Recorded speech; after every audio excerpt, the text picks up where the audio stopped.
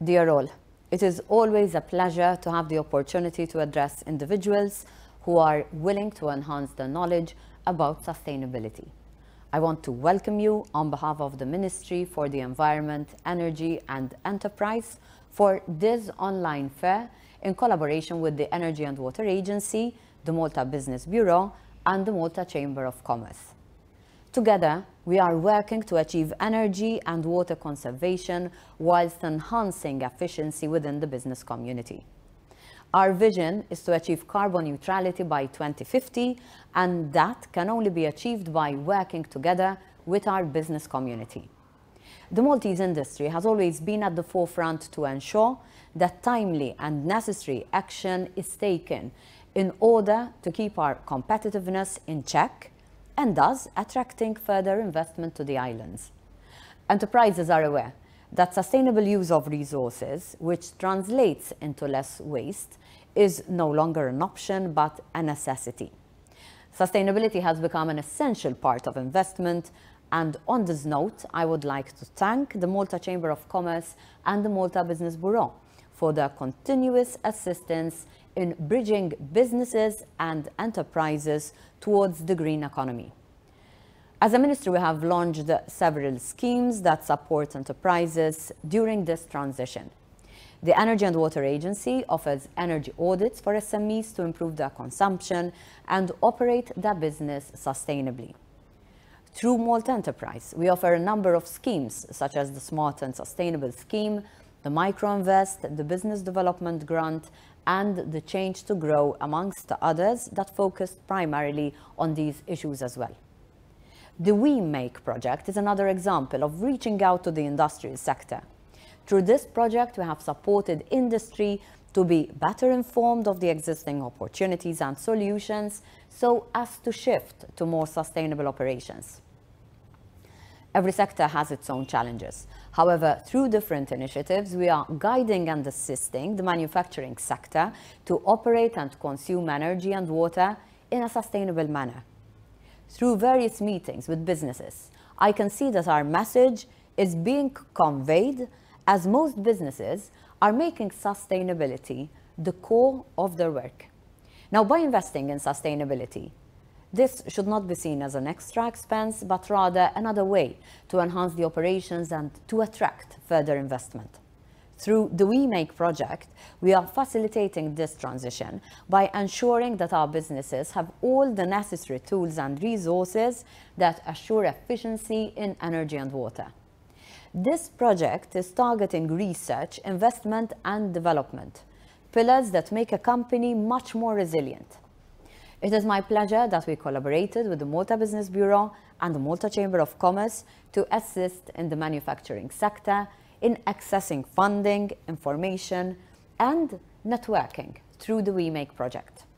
Such projects also provide the necessary insight that will guide future energy and water policy for the sector. I would like to thank you for participating as well as for being part of our vision towards sustainability.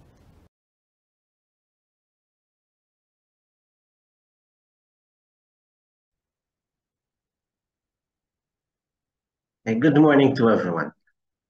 First of all, I thank you for your attendance, and obviously thank you to the MBB and the Chamber for organizing this event that comes at the very end of two very much important and interesting years, where we spent together trying and addressing energy efficiency and water conservation in the manufacturing sector.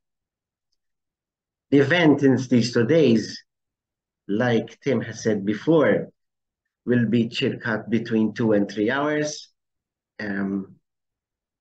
of length, and will have an international flair, bringing international speakers to provide us with information on upcoming technologies that are of much relevance to the Maltese manufacturing sector. Some of them have already been installed on the islands and have proven to be very, very efficient. And so this let's call it, this event will provide another way how to promote further this good technologies being implemented on the islands.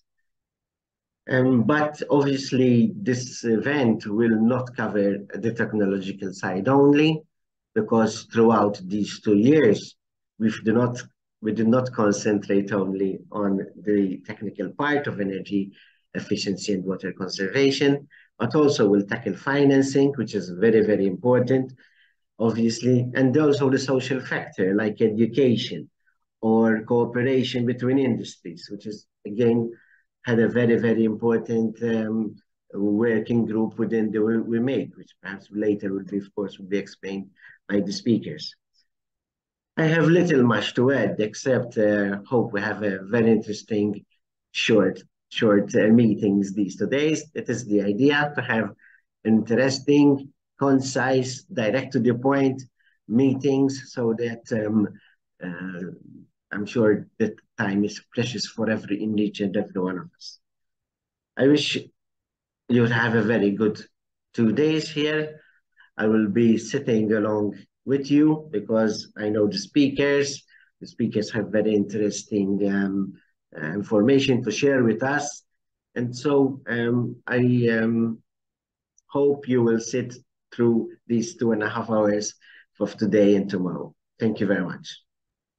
Thank you, Charles. I'd love to say that we're offering tea and coffee, but we've got some logistical limitations to do that.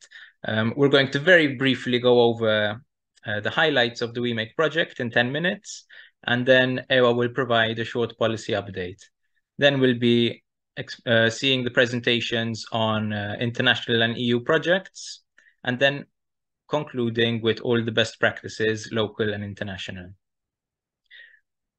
So the presentation is going to be delivered by myself and Mr. Jeffrey Saliba.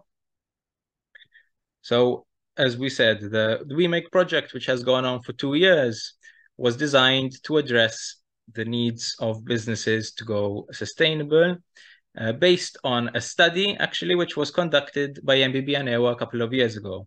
What made this study particularly interesting, which Jeffrey Saliba carried out based on his research, was that manufacturing companies, in spite of having a range of financial measures available to them, were not availing of these measures. And why was that? Because generally of the lack of human resources which these companies possessed to go through all the bureaucracy and actually apply when there's no success guaranteed. So the project was designed to bridge that gap.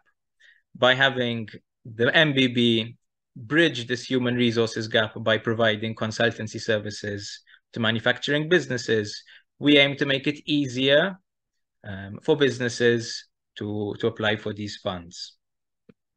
The project was split over 10 work packages, which was not only based on the direct consultancy, but also a great amount of research as well. The first work package, the data collection, was a process whereby we went to 44 different companies and collected information based on the current investments they've made, how they've reacted to their energy audits.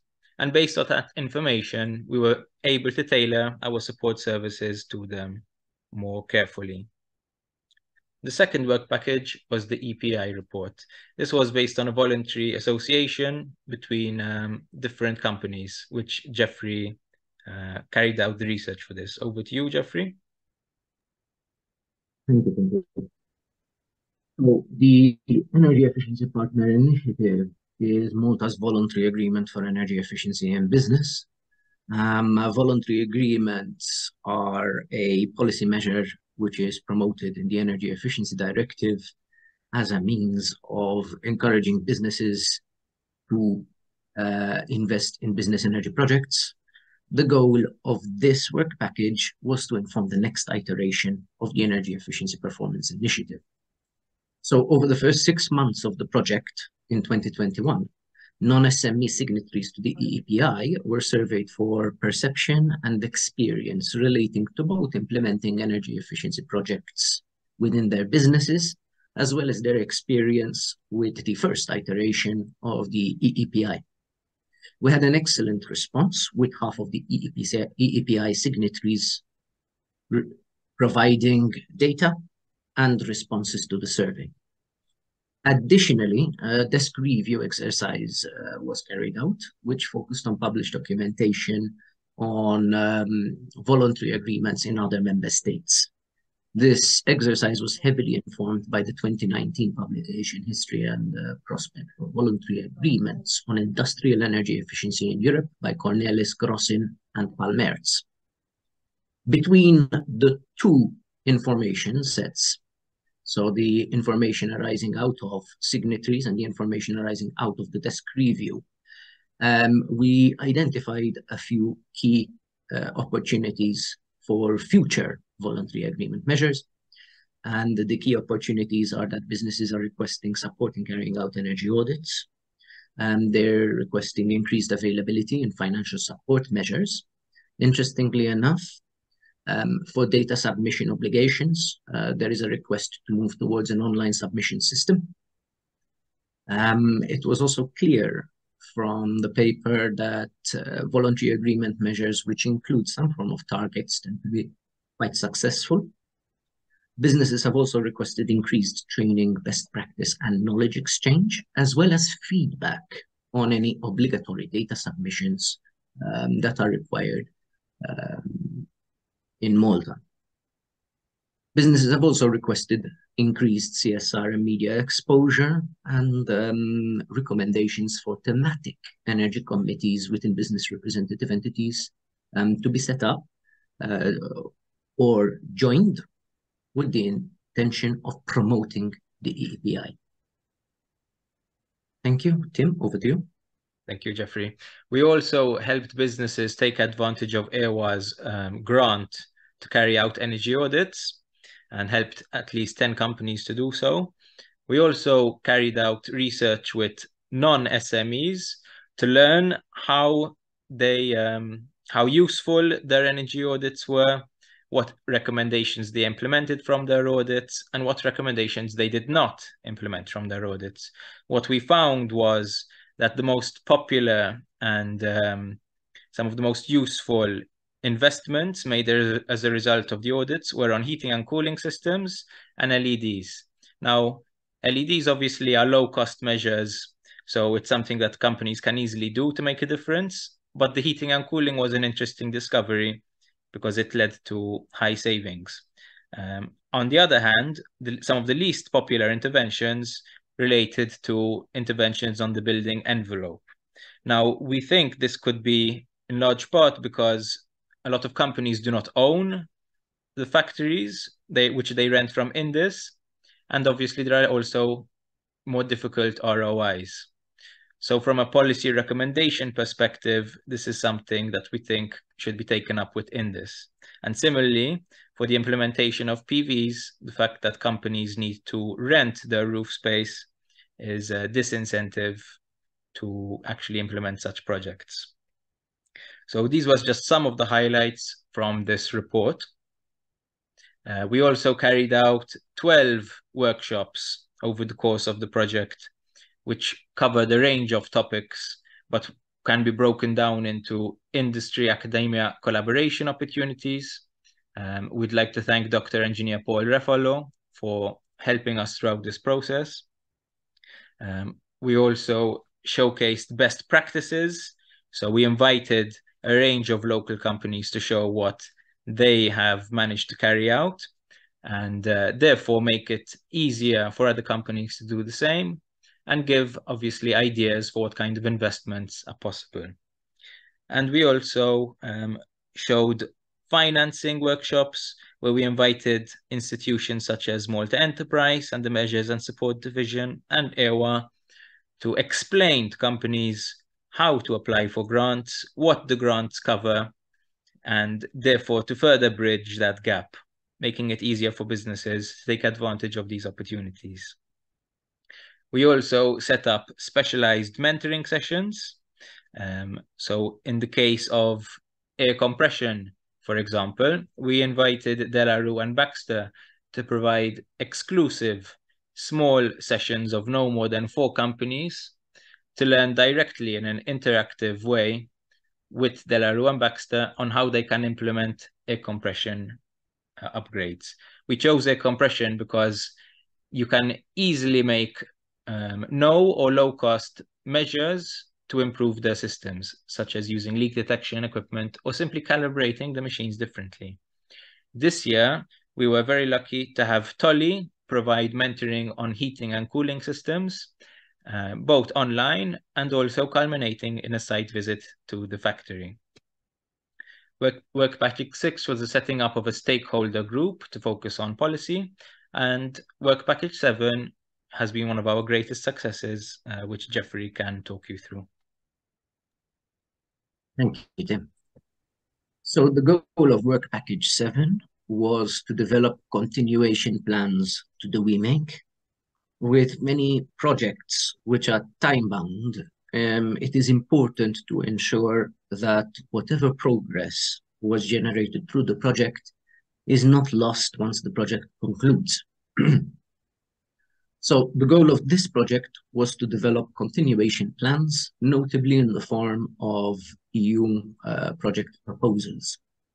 To date, 2 project proposals were presented and both were awarded. One of these proposals was the Energy Efficiency for SMEs, which is a project led by Eurochambre.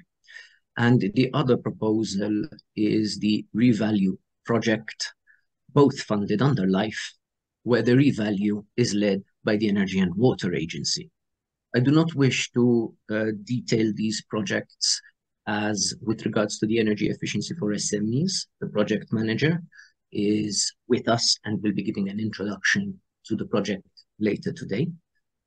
Maybe just in brief, it's a 36-month project which is designed to support 1,000 companies in improving their energy performance. The Revalue project, which is going to be led by EWA, will start later this year. And the aim of this project is to generate value chain collaborations amongst businesses in targeted NACE codes. In particular, I think the success of this work package is first and foremost the certain WeMake thematics, such as best practice sharing, mentoring program, and matching business energy projects to financing mechanisms are being continued through both the Energy Efficiency for SMEs project as well as the Revalue project. Another success is in bringing Senercon's Empower Online platform to Malta. Again, there will be a presentation on that directly by Senercon representative later.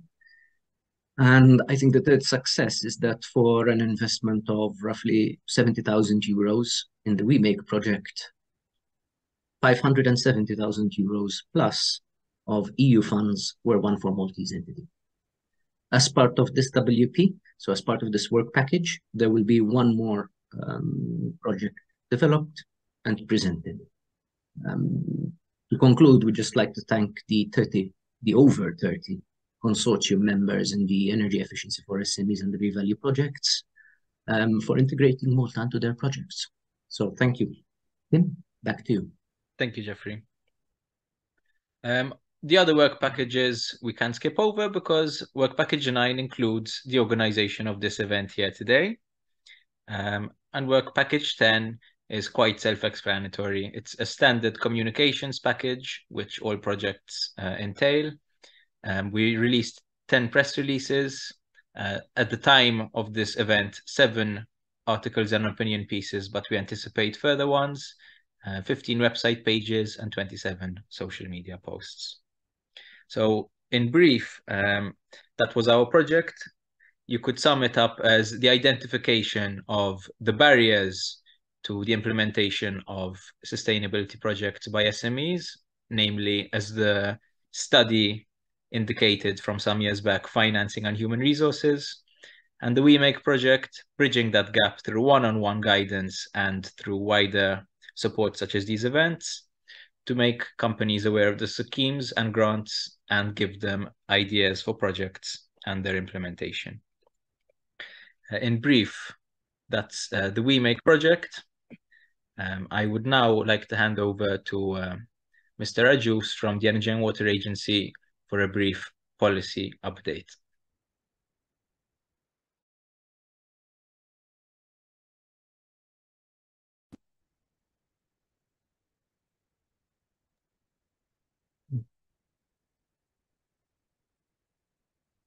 Yeah, thank you, Timothy. I'm going to share, I don't know if I can share my presentation. You should be able to. If you have any issues, let me know.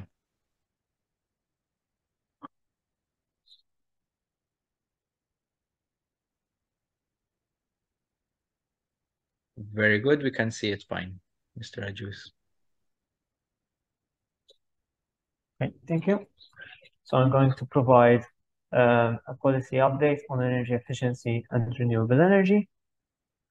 And before I'm going to start discussing these two areas, I would like to provide a status update on the recast Energy Efficiency Directive, for which a provisional agreement has been reached between the European Parliament and Council on the 10th of March 2023.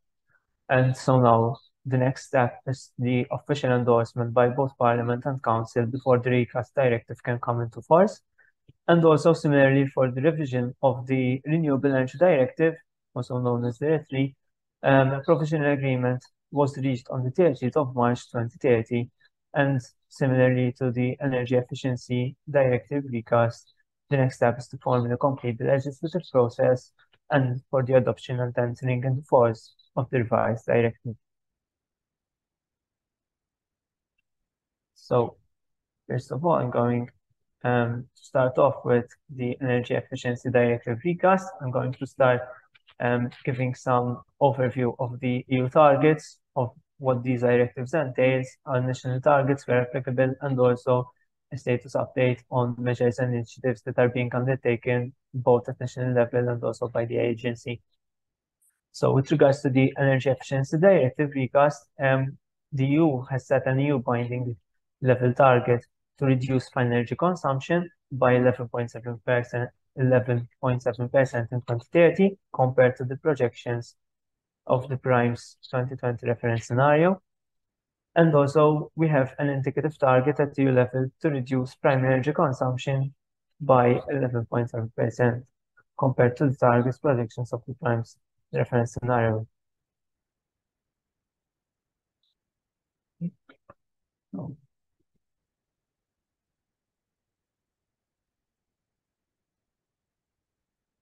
Cannot switch.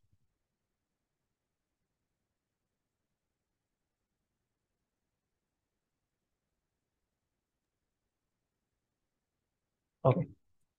So we also have a binding target for member states to achieve cumulative end-use energy savings of at least equivalent to, and so this target is calculated stepwise. So we've got a target of 0.8% of annual final energy savings of final energy consumption from 1st January 2021 till December 2023, a 1.3% target of annual final energy consumption from 1st January 2024 to 31st December 2025, a 1.5% annual final energy consumption from 1st January 2026 to December 2027, and a 1.9% of annual final energy consumption from 1st January 2028 till December 2030. So as we can see, this target is always increasing bit by bit as the EU's ambition is also increasing in this regard. However, for Malta, we've got a derogation together with Cyprus in view of our insularity and different characteristics from other member states. And we've got a target of 0.24% of annual final energy consumption from 1st January 2021 till 31st December 2023, and a target of 0.45% of annual final energy consumption from 1st January 2024 till 31st December 2030. So other targets, also these are also relating to enterprises, is that the member states shall ensure that enterprises with an annual average consumption which is higher than 23.6 gigawatt hours over the previous 3 years implement energy management system. And also, member states shall ensure that enterprises with an annual average consumption higher than 2.77 gigawatt hours over the previous 3-year period carry out an energy audit every 4 years. So now this time around, this has changed from the current obligation between non-SMEs and SMEs, and it has changed to an energy threshold. In view of Malta's improvements, if we look at the primary energy production and the national electricity mix, we can see how also through this figure, how the electricity generation prior in 2010, also prior 2015, was heavily fossil fuel dependent, mainly using heavy fuel oil and gas oil. And then in 2015, Malta has commissioned an electricity interconnector between Malta and Sicily, also improving the electricity mix. And in 2017, Malta has commissioned also a natural gas power plant, enabling a shift towards cleaner fuels. This being more efficient in our production of electricity. And furthermore, conventional electricity generation has improved from 31% in 2010 to 48% in 2020. I would like also to add to this figure that the government is also now committed to install the second interconnector with Sicily as well. So in terms of energy initiatives, I'm going to skim through these because we'll be delving more into these in tomorrow's session. But we've got a number of initiatives ongoing also. One of these being the promotion of energy audit scheme, which aims administered by the agency and aims to encourage SMEs to carry out energy audits and engage with certified energy professionals to identify energy saving options within their enterprise. There is also the investment aid for energy efficiency. This is administered by the Malta Enterprise in collaboration by EWA, and also aims to facilitate investments in technological solutions that provide higher energy efficiency. Also, applicants who benefit from the energy audit scheme are also encouraged to benefit from these schemes to carry out the identified cost-saving measures. Similar to investment aid, there's also the Smart and Sustainable Investment Grant. This is also administered by the Malta Enterprise, and it aims to support businesses to undertake investments that lead to more sustainable use of their resources and operations. There is also a scheme, the renovation of private sector buildings. The scheme seeks to support investments to renovate commercial and non-residential buildings in the private sector. And then also there are also a number of projects and initiatives undertaken by EWA. One of these being the First Semi project, which now it's reaching its end. And it has aimed through this project to establish and improve policies to encourage SMEs to undergo energy audits and implement energy efficiency measures. There's also the Mersha pilot project. This aims to support convenience stores in identifying and carrying out sustainable improvements leading to sustainable operations. There is also the Guest project. This is also another project targeting specifically the accommodation sector, particularly guest houses, where a number of audits will be carried out within the sector to help them identify potential improvements and best practices. And also, we also carries an online sustainability course, which is aimed at the corporate sector in general, covering a spectrum of areas, including waste, water management, energy efficiency, and renewable energy. So if we now look at the revision of the Renewable Energy Directive, so in this revised directive, we now have an EU binding target to increase the share of renewable energy in the use of overall energy consumption to 42.5% by 2030. There's also an indicative EU target to increase the share of renewable energy sources in the building sector to at least 49%. We now have also a binding target for member states to increase the share of renewable energy in the heating and cooling sector by an annual average of at least 0.8% for the period 2021-2025, and target increases for the period to 1.1% for the period 2020-2026 and 2030. Member states also have a negative target to increase the share of renewable energy sources in the industry sector by at least an annual average of 1.6%. Member states have a binding target to increase the share of renewable energy in the transport sector with energy consumption in this sector by at least 29% by 2030. And the binding target also exists for member states to increase the share of advanced biofuels and renewable fuels of non-biological origin, also known as RFNBOs, combined supply to the transport sector. And they must ensure that this is at least 1% in 2025 and is increased to 5.5% in 2030.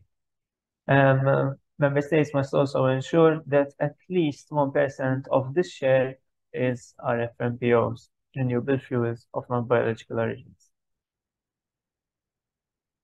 So if we now look at this figure, we can see how the share of renewable energy has increased over the past 10 years or so. Also in 2020, Malta has managed to achieve the 10% target.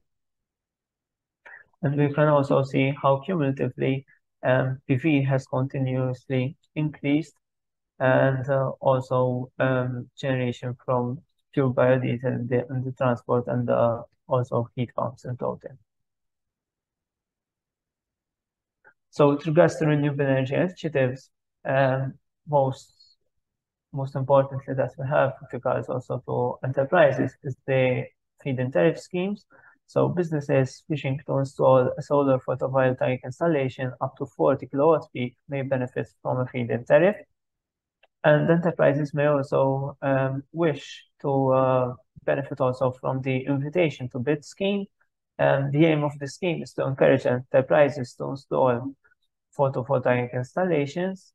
And the scheme is split into 3 categories, mainly for the first category being for installations between 40 kilowatt peak, photovoltaic installations between 40 kilowatt peak and 200 kilowatt peak installation. The second category for installations between 200 kilowatt peak and 1000 kilowatt peak, and the third category for the plus 1 megawatt peak. That's all from my end, and I would like to thank you for your attention. Thank you very much, Mr. Ajus. Your excellent presentation has already received a number of requests for it to be shared, and I've received a message saying it was extremely informative and of a very high standard. So thank you for that overview. Our next speaker is going to be Mr. Joel Fernandez from Eurochambers, presenting on the Energy Efficiency for SMEs project. Great. Thank you very much, Timothy and Jeffrey, as well as Charles, for setting the context for today's discussion. But more importantly, talking about how the WeMake project can transition, the great work of the WeMake project can transition into the Energy Efficiency for SMEs project. Let me share my screen and share a presentation with you. Let me, if someone can confirm if you can see the presentation on full screen, that'll be great. Confirmed. Perfect. Great. My name is Joel Fernandez, and I am a project and policy advisor here at Eurochambers. What we do is focus on policy advocacy for the SMEs here in Brussels, and I guess we are experts in that. But what I want to talk to you today, this morning, is about the Energy Efficiency for SMEs project, which is a 3-year project funded by the LIFE program of the European Union. To give you some context about how this project came to being is when the EU Green Deal was launched It focuses on SMEs transitioning into this whole clean energy transition. But if you look at it, a lot of these SMEs are absolutely clueless when you talk about energy audits and recommendations and things like that. And they really need some kind of handholding and support in understanding an energy audit. What are those recommendations that come out? And more importantly, how to implement it. And that's exactly as to why this project was coined or put together. We started this project last year in the month of November. It'll be a 3-year project, so 36 months.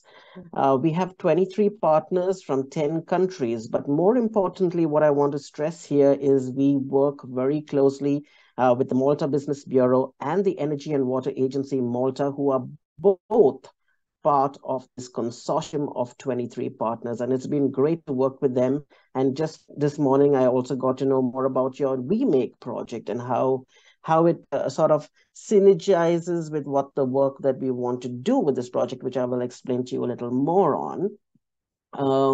We are going to focus on 3 NACE sectors, which are accommodation and food services. I saw in the previous presentation a project called Guest. I think some of that great work can also be brought into this project if there are any best practices. We are going to focus on the agri-food and the metalwork sector.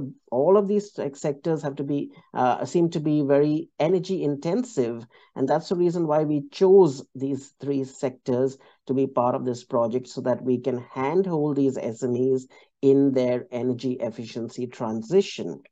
The main objective of this project is to support these SMEs once they receive an audit in implementing those audit recommendations. And that's what we are going to focus on in the next 3 years. And how do we do that? We are going to do that through capacity building measures. We're going to look out for those best practices done by the large companies who are mandated to carry out an energy audit, and use those best practices and ensure that and check if they are cost viable, and if they are if it does make sense for an SME to use those best practices that come out of those recommendations for a large company. So there's going to be a little bit of a comparison.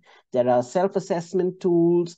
There is MBB is part of the access to finance work package for this project. So we are trying to figure out what are the kind of fundings available for companies to carry out an energy audit, and and things of that of the like.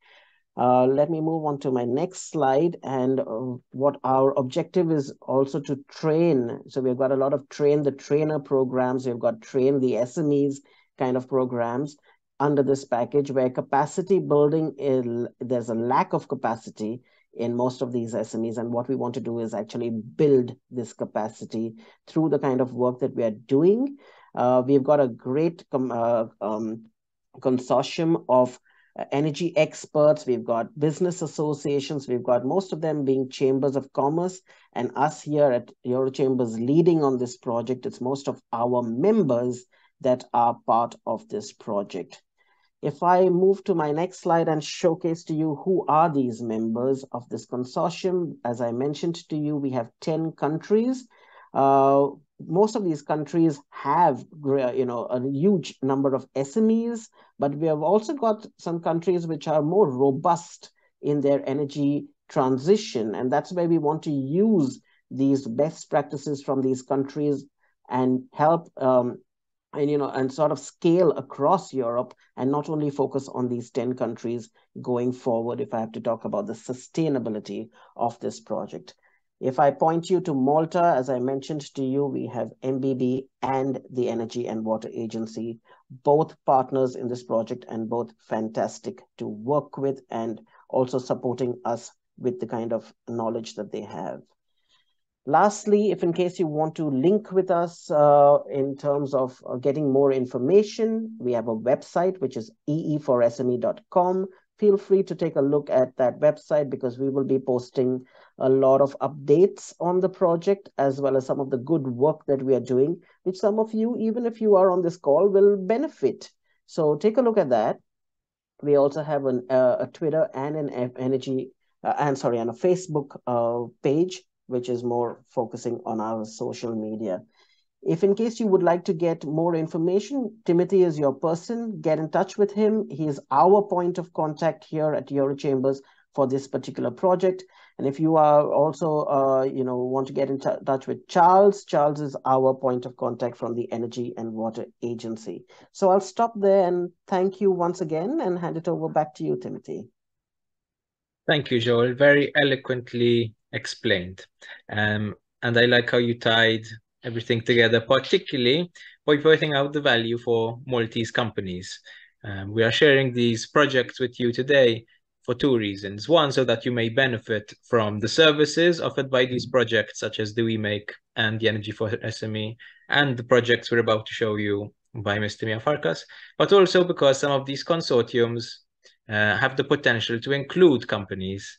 So companies have the ability to apply as consortium partners for these projects.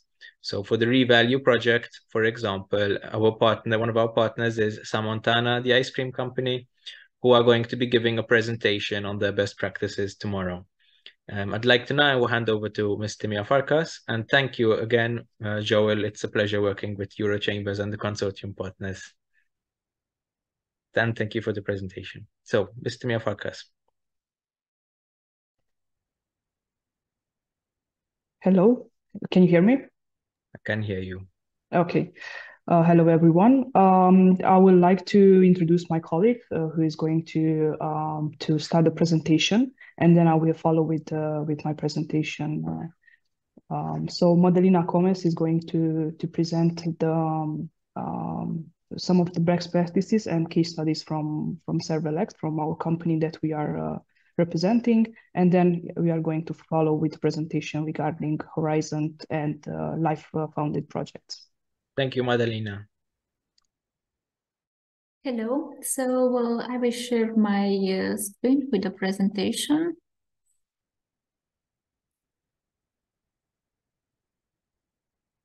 Okay, so can you see my presentation?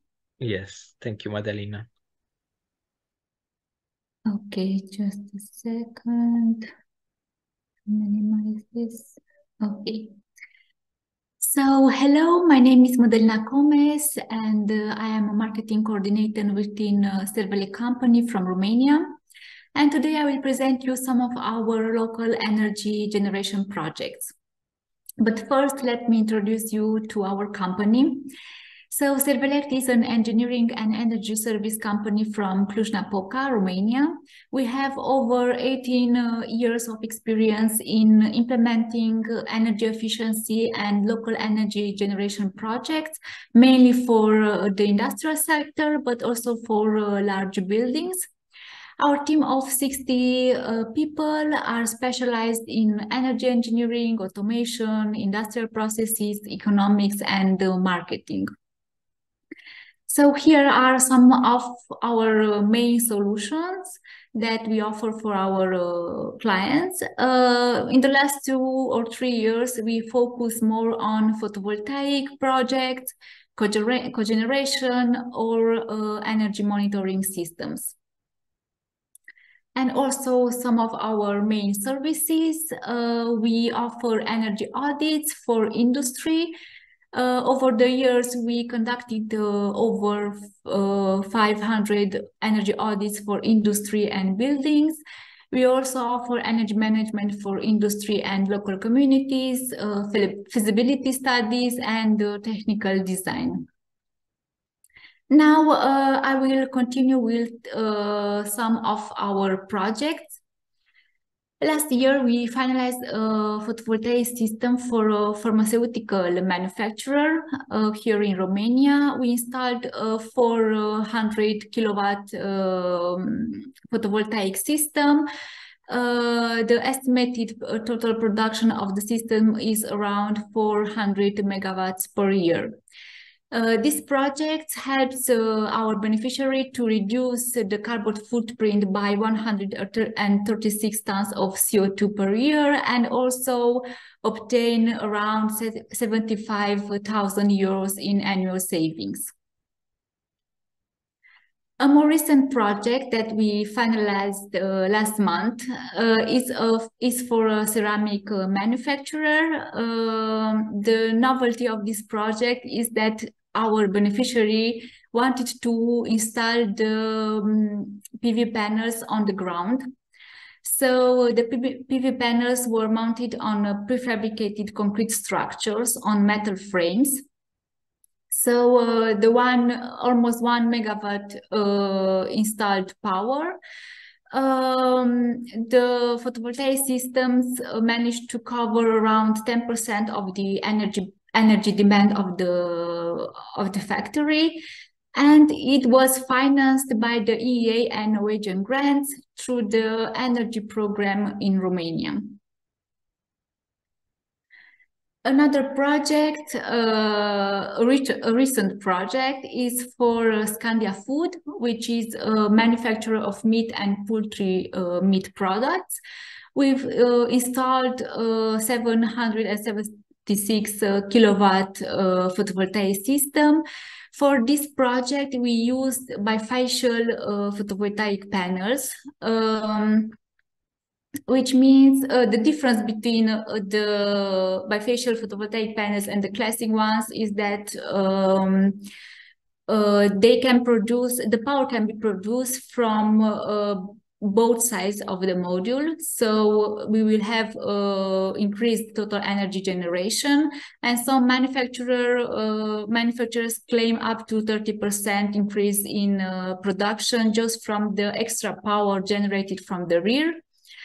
In order to install the PV panels, we use a metal structure with counterweights to avoid puncturing the PVC roofing membrane. So the total energy production of the system is more than 800 megawatts per year. And the system managed to cover around 30% of the energy demand of the factory. Also, this project was financed by the EEA and Norwegian grants. Okay, another interesting project that we finalized last year is for the Romanian Air Traffic Services Administration. They wanted to use their parking lot space to install the photovoltaic panels. So we installed a 458 kilowatt photovoltaic system on a carport type structures. Also for this project, we used bifacial photovoltaic panels. The photovoltaic system has a double role to produce energy, but also to provide shades for the vehicles in the hot season, also with an impact on reducing fuel consumption. This project was also financed by the same Norwegian grants through the same program, sorry. And the last photovoltaic project that I would like to share with you is for Cluj-Napoca municipality, which is our hometown. We installed 7 photovoltaic power plants on the public buildings that are owned by the Cluj-Napoca City Hall. 5 of them are schools and 2 farmer markets. This is also a financed project by the Norwegian grants. And before to conclude my presentation, I would like to share with you 2 more projects that are not photovoltaic projects. It's about cogeneration projects. I know that given the geopolitical situation in Eastern Europe, cogeneration might not be so interesting nowadays. But some of our customers decided to give it a chance. So 2 years ago, we installed a cogeneration plant for a brick manufacturer. It's a 2.1 electrical megawatts. For this project, we used Capstone Green Energy microturbines that are manufactured in the US. They have only one moving part and the patented air bearing technology. That means longer service intervals, low operating cost, and also they don't need lubricants. The electricity generated by the cogeneration meets the base demand of the factory, and the exhaust gases are fed into a brick dryer, providing hot air for the drying process of the ceramic blocks. So the cogeneration managed to supply more than 60% of the electricity used in the factory, and also helps our beneficiary to reduce his carbon footprint by 2,700 tons of CO2 per year. This project was financed by the European Regional Development Fund through the large infrastructure operational program in Romania. Okay, and the last project that I would like to share with you, it's an ongoing project that we are going to implement this year. It's for Carmistin. Carmistin is one of the few holding companies in Romania that integrates around 90% of the agrozootechnical production chain, from cereal cultivation to livestock farming, slaughtering and processing of meat. So for them, we have two projects for two of their companies, Avicarville. Here, the cogeneration wind will produce hot water and electricity. Here they are processing poultry meat. And at Pajot Agriculture, they are manufacture prepared feeds for farm animals, and the cogeneration will be used for electricity and also for steam production. Also for this project, we are using Capstone Green Energy microturbines, and the projects are financed by the same European Regional Development Fund. So this concludes my presentation. Thank you for your attention. And if you have any questions, I'm here. Thank you very much, Madalina. I'm impressed at the number of things Cevolect is involved in. You've got a great company there. Yeah, thank you. Ms. Timea Farkas? Yes, thank you. I'm going to share my screen.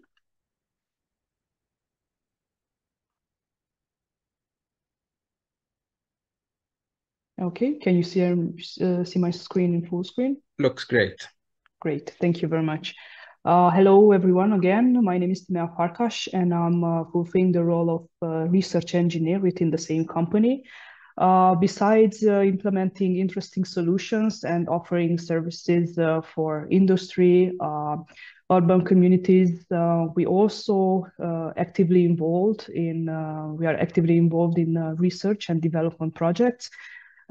We had several Horizon 2020 and ongoing life-funded projects, and also Horizon to Europe projects.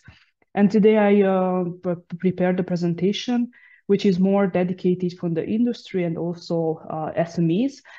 We have several projects which we concluded, but also ongoing, but they are still very much exploitable tools and materials which can be exploited, hopefully by the participants.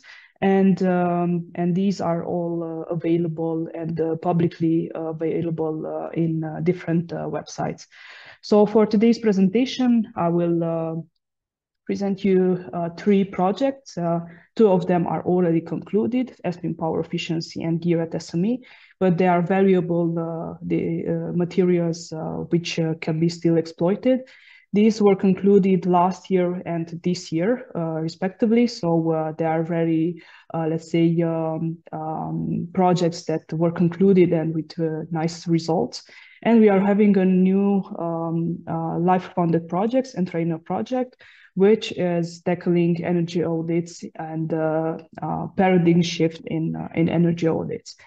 I'm going to present each of them and also some of the sources that you can access to. And of course, probably this presentation will be shared. So links and other resources can be found in the presentation.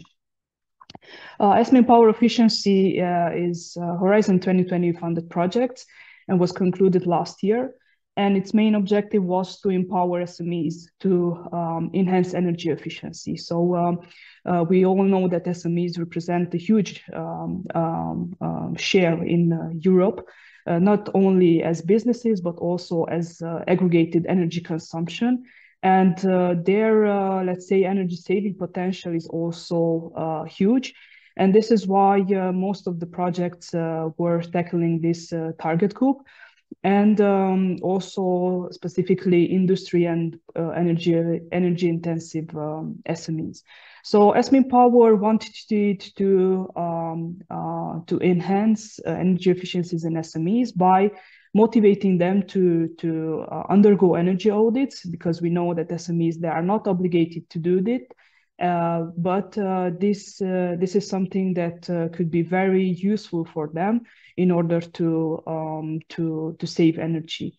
Also, the project wanted it to offer not only tools and dedicated instruments for undergoing energy scans or energy audit, but also to offer trainings, because the educational part was one of the key components of the project. This is why we established an education and training course dedicated mainly for energy managers, but also other energy professionals or other staff from SMEs that wanted to become an energy manager. Again, SMEs are not obliged by the European law or other national law to have an energy manager, but having one could lead to several benefits and to enhance energy efficiency. So we established an education and training course, and we train more than 700 energy managers and other energy professionals from SMEs and also from energy service providers. And we offer these courses, which are still available on the Project Prof platform, so in different countries. So the project activated in different countries. And materials are available in different languages, including, of course, English. By the education and training courses, we wanted also to deliver not just theoretical courses, but to have also practical action. And by this practical action, we managed to engage 150 SMEs, which were case studies. So these SMEs agreed to come and provide several data for conducting an energy scan. So not energy audit, but a simplified and preliminary energy scan, which would help them to further go and do an energy audit. Of course, by the project, we tackled not just these target groups, but also several stakeholders, starting from ministry to different associations, national associations, SMEs, energy service supplier, energy managers, energy auditors, and so on. So mainly the SME Power journey was based on identifying different problems and opportunities by doing a survey in SMEs, in order to identify what is the problem, why SMEs are not implementing energy efficiency measures, why they are not doing audits, and so on. And then, of course, designing dedicated courses based on the problems and opportunities identified. And after then, establishing also this practical action in which different SMEs can have the energy scan, and which also contains a plan for different energy efficiency solutions. So based on this energy scan, they can have an idea which are the main solutions that can lead to energy savings and also cost savings. And of course, now talking about CO2 emission reductions as well.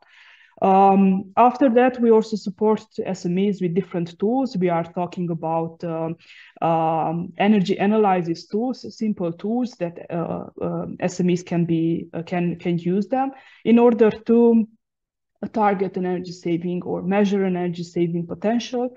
These are simple tools which can be downloaded still, and they are online. And of course, you can access them via a link, and are simple tools which can be used by, let's say, any technical staff from SMEs. And the last, let's say, last stage of the SME Power journey was, of course, proposing different policy recommendation and very important funding opportunities, because one of the, let's say, problems of the SMEs is it's funding, because we are proposing a lot of measures and they know that they should save energy, but the potential is in the cost savings and also the possibility to access funding and to reduce, let's say, the financial impact of the measures. Some of the main KPIs that we achieved, I don't want to detail too much, but we, as I mentioned already, we worked with 150 SMEs in 8 countries. And also we have more than 90 attendees in different trainings. The project also was impacted by COVID, but we had some good opportunities by this because we had the trainings online. That means that the participants could attend from any part of the country, being online and being much, let's say, flexible. Also, we triggered several investments in energy efficiency and associated energy savings and avoided CO2 emission reduction. This is all by the measures that were proposed in the energy scan. So this is the potential which was identified during these energy scans. As I mentioned, we still have exploitable tools and materials which are available on the project portal and website, which are still ongoing, even though the project is closed. So we highly recommend you to access these materials and download them, because, of course, we all know that EU-funded projects in some point are finishing and materials might not be available, let's say, 5 years apart. So these all materials can be downloaded and access them offline later on. The next project is called Gear at SME, and it's also tackling SMEs, but in a very different approach. Besides SMEs, we are also tackling collective and clusters of SMEs. For example, SMEs which are activating in the industrial park, business park, logistical park, and so on. Which are also have, let's say, a great potential in terms that we are talking about a collective which is working on in an industrial park, and it's managing by an organization which we call trusted partner. The trusted partner can be anyone that, let's say, it's working with a collective or a cluster of SMEs, and which can be let's say, the relation between the SMEs and the energy service suppliers, because we identified the fact that SMEs sometimes not trusting energy service suppliers, and actually we are talking from an energy service supplier perspective, and sometimes SMEs are not, let's say, trusting, let's say, auditors or managers, or they had a bad experience, and this is one of the reasons that they are not, let's say, doing energy audits periodically. This is a problem, and trusted partner should be someone that SMEs are working on each day, and they are, of course, trusting them. And can do this and can bridge the gap between the energy service suppliers and SMEs. So what we wanted to do in this project to have a local cooperation between these entities and to establish an energy collective or community, or whenever we want to call. The project also developed several tools, very interesting and useful tools. One of them, it's a platform, it's a portal on which there are also materials, which I'm going to present shortly, but also there is an opportunity to interact with different companies, to interact with different entities, and so on. The project was activating in Romania, in Italy, Germany, and in the Netherlands, so 4 countries targeted. But the platform is of course available in English, and there is also a European section in which anybody can go and interact, get in touch, ask questions, and find out useful materials. These materials includes training materials, dedicated tools. I'm going to detail them immediately, and also some best practices. In terms of trainings, we developed very detailed trainings for trusted partners, those that want to support a group of SMEs and want to become a leader of a collective of SMEs or even companies. We did not, let's say, we focused on SMEs, but the collective can be, of course, be part of anyone. How to start an energy collective, how to work with this collective, and how to establish different collective energy projects, which can be, let's say, interesting, but also a bit tricky because we are working with different entities. And also the project introduced the multiple benefits approach. What does it mean to implement an energy efficiency measure, but also not looking at energy saving, cost saving, but also multiple benefits or non-energy benefits. And I'm sure that those that are working in EU-funded projects know that this kind of multiple benefits is something, it's a new approach, and it's very much in the interest, because we are not looking just KPIs, but we are looking of what are the other benefits that comes with these measures, and also looking at the financial approach and what can be further exploited. Some of the experiences which we, let's say, experienced in Romania, we work with 2 industrial parks, which contain, let's say, more than 200 SMEs in total aggregated. They were in different parts of the country, so it was interesting to have also a regional approach. The project established a methodology on how to approach these trusted partners, and which is still available, and it's actually a guidelines for a trusted partner. And we implement different training and tools in order to, of course, motivate the trusted partner to be part in a collective. We offer them trainings, and also we offer them the possibility to connect with other stakeholders, like, for example, the Ministry of Energy or different association, which can, of course, help them to become a better trusted partner and more connected to other parts. I'm not going to detail too much because I don't have, let's say, time, because I want to go further to the tools. These are different tools, not just energy analysis tools, but we are talking about administrative tools, such as contracts for collective projects, different contracts which can be, of course, adapted. They are in English and can be adapted. Some of the tools are also available in other languages, the languages which were available during the and were part as consortium partners. And also we have different inspirational stories. These are of a kind of, let's say, case studies, as Madalina also presented, some implemented projects which were successful and which can be further exploited and, of course, further, let's say, take as a best practice.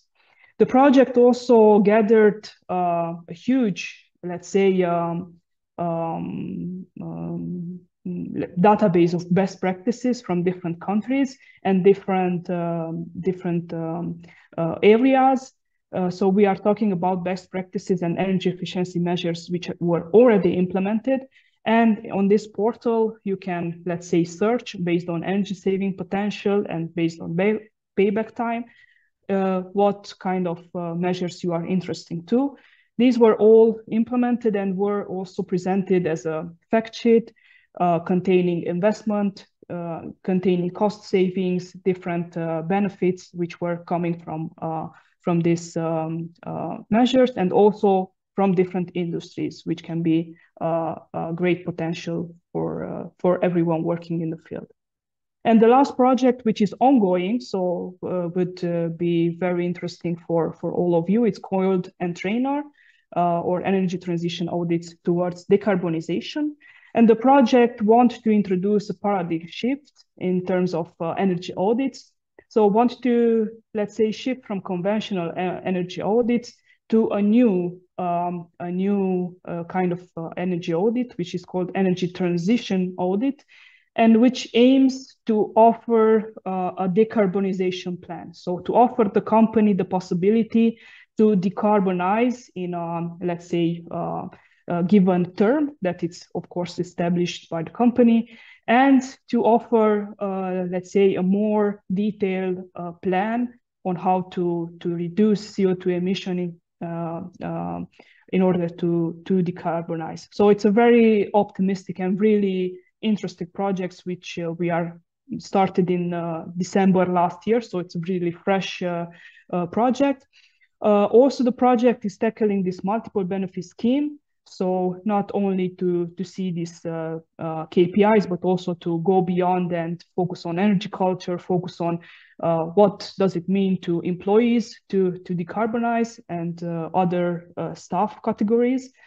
Also, we are targeting an accredited courses for energy audits. So we want to train them to do this energy transition audits, but also to train the company staff, because it's important, as I said, to tackle also the ones that actually work in the company and can also be part of this decarbonization plan. Very shortly, we are activating in Greece, Italy, Romania, and Spain. And we would like to perform energy scans starting from this year at 80 energy intensive industries. And further on, based on a competition, we will also target companies, 40 companies in total, which will benefit from an energy transition audit based on the methodology, which we just now finalizing. And besides this, we want to train a significant number of energy experts and company staff. And of course, by this energy audit to trigger several investments, primary energy savings, and of course, renewable energy generation. I would like to leave you here some important, let's say, links, and I hope that this project and this presentation will be sent to you. So you will have access on these links. And as I said, you can download different materials which I just presented and just, you know, discover other things that might be useful for you. So thank you very much for your attention. And of course, I'm open to any question. Before, after, whenever you want, you can write me as well if you have specific questions. And thank you very much for inviting me to this really interesting event. It's really nice to be here. Thank you. Thank you, Timea, and thank you, Madalina. I have to say, I'm extremely impressed by Servolex and your projects. I think you're very much at the top of your field, and it shows evidently. And the interest from the participants is also telling. So I'll be very happy to share your presentations and the links to the tools and promote engagement from all these companies with Servolex. Thank you. Thank you very much. I know we have someone in the audience, Mr. Jeremy Spiteri, who's raised his hand. If you've got a question, Mr. Spiteri, please feel free to type it. I sent you a message. In the meanwhile, to keep to our agenda, let's move on to the next speaker, Marcel Wohlleben from Kaiser.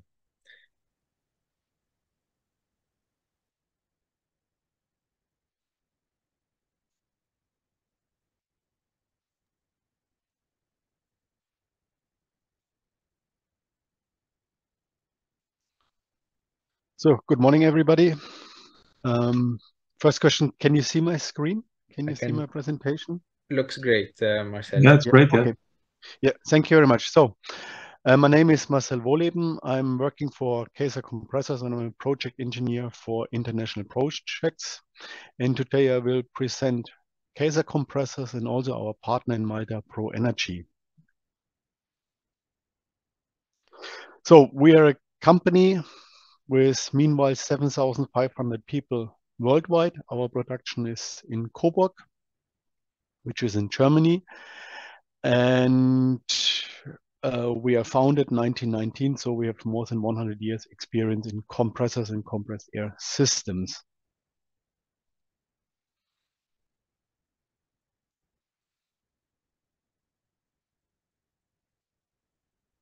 Sorry.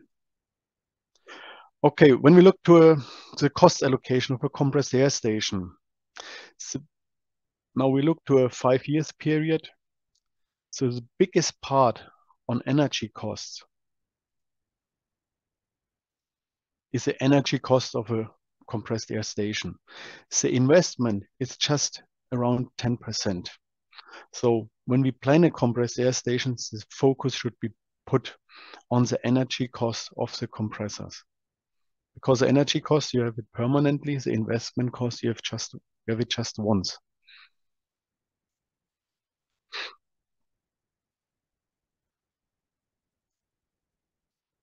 So how we are working in KESA, when a customer comes to us and he says, okay, I need a new compressor, I need a new compressed air station. First, we will make an audit of this compressed air station. So, and this means also we will not put the focus just on the compressor. We will put our focus also, of course, to the compressor and to the treatment and also to the pipe work, to the filters. And also we will put our focus to leakages. Because a leakage is the most busiest worker in your compressed air station, in your compressed air network, because he works 365 days per year and 24 hours permanently.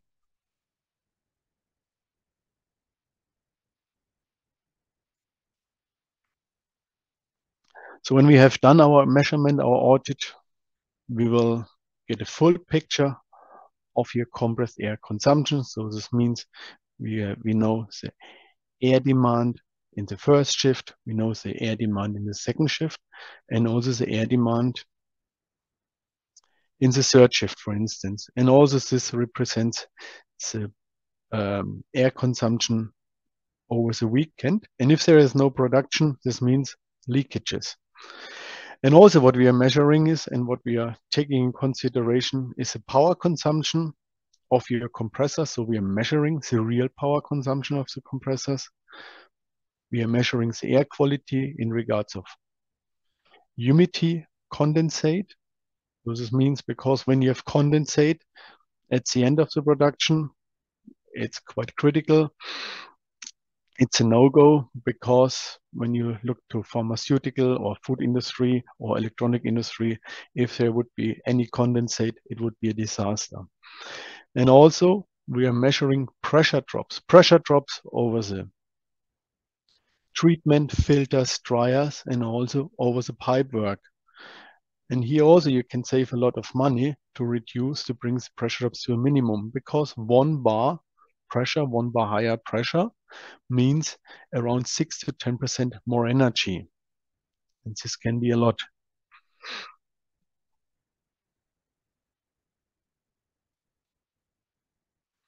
So when we have all these results, we will make some minds. We will make a tailor-made solution in your compressed air. We will make a tailor-made solution for your compressed air station.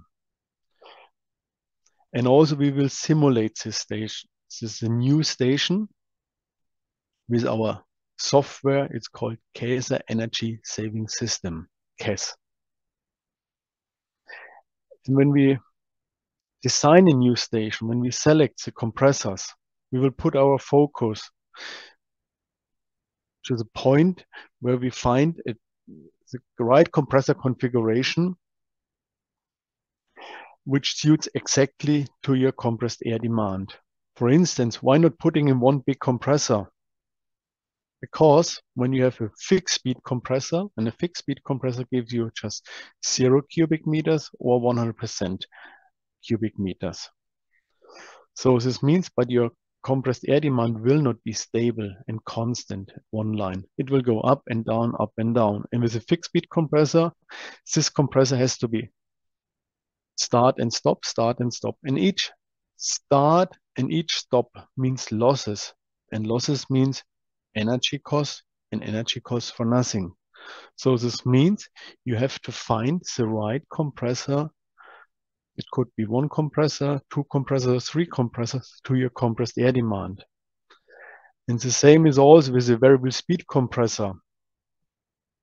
because sometimes it will be advertised as a assist compressor, which can solve all the problems. It's always the most efficient solution.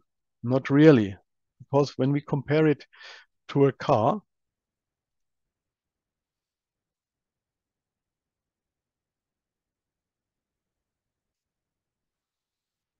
when you have a car, I got here's the fuel consumption and here's the speed. When you drive quite slow with your car, you have a high fuel consumption. And when you drive quite fast with your car, you have also high fuel consumption. The optimum is here somewhere in the middle, between 60 and 80 kilometers per hour. And this is similar to a frequency-driven unit.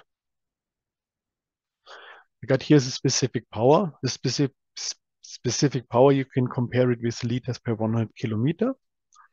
And the FAD, free air delivery, so the speed of the car, or cubic meters per minute from a compressor. So this means when your compressor is working in the low range, the specific power will go up. And also if the compressor runs always full load, it's maximum load, means also your specific power, your liter per 100 kilometers go up. So we have to find here the sweet spot. So we have to configure compressor station where the frequency-driven unit is running most of the time in the sweet spot, in the middle range. And probably he will be supported with a fixed speed compressor, which is running below to cover the base load. And the variable speed compressor is just covering the peaks. And most of the time he's running in the sweet spot. So this means first you have to do a measurement to find out how looks your compressed air demand. And based on this, you have to select the right compressor configuration. Another important topic is the controller. What you need is a master controller. It's a conductor of the compressed air station. So this means he's the boss of the compressed air station, and he will call in the compressors at the right moment and will also manage the compressors. And what we have an adaptive controller, master controller, SAM controller, Sigma Air Manager, and he's a self-learning compressor with an artificial intelligence. He learns the behavior of your compressor. He learns also your compressed air demand over the time. And based on this, he will react. He will call in compressors and will take out compressors to avoid sys losses, the starting losses and the stopping losses. And that makes sure that the frequency-driven unit is running most of the time in the sweet spot. And all the master controller is a central point for information. Over the master controller, you can get all information from your components, means compressors, treatment, filters, and so on. Also, it's a display of service information. So if there is a warning, if there is a service has to be done, it will be displayed on the master controller. And of course, such master controller, our master controller, can communicate with the building management system. So you would see also in the building management system the status of your compressed air station. And also an important point is what can do our master controller is standby component management. Because compressed air is in contact sometimes with the products. So it means for food industry, pharmaceutical industry, or electronic industry, and there is a no-go to get untreated air to the product. So how does it work?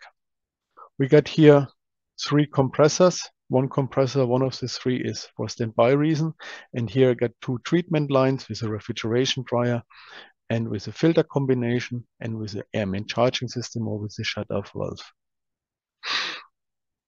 So all the master controllers will look after that the standby compressor will run regularly. So to make sure that the service can be done on all 3 compressors at the same time. So he means he will rotate the compressors and also he will look after the dryers.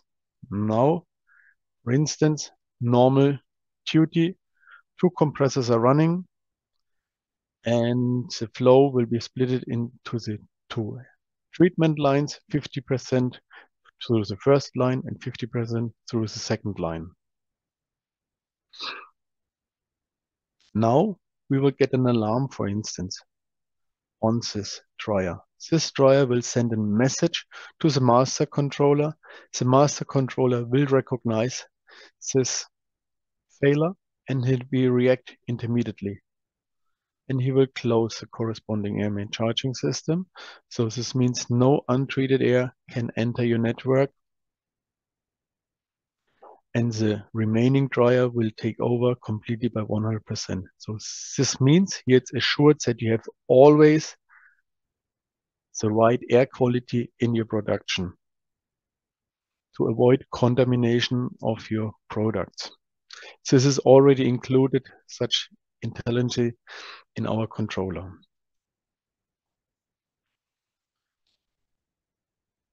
So where you can recover, where you can save also energy, it's with a heat recovery system from a compressor. Because a compressor, it's more or less a perfect heater. You put in 100 kW on heat, on electricity, and you get nearly out 100 kW on heat. And I'm quite sure that everybody needs hot water. It could be for heating rooms, for heating water, for showers, or for sinks, or also for some processes in your production. For instance, this is a galvanic bath, or to heat up your swimming pool. This is heat what you get for free. You can put it into water. Here we can reach temperatures up to 70 degrees water temperature, on request even higher temperatures. Or more simple installation, takes exhaust air from the compressor. This means the compressor will suck in air and this air will be used for cooling for cooling the compressed air system, the compressor. And the exhaust air will be heated up.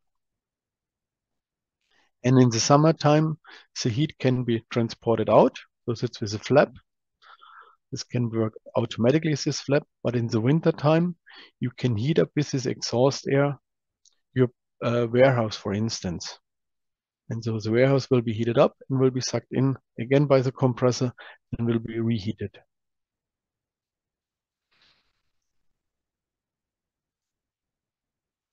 So this means, I mentioned this before, when you put in 100%, or let's talk about kilowatt, when I put in 100 kW on electricity into my compressor, I can recover 76% or 76 kW. I can put on energy into water to heat up water, or when we go for air-to-air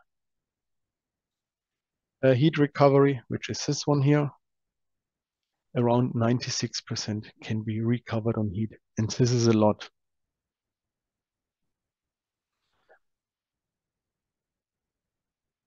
So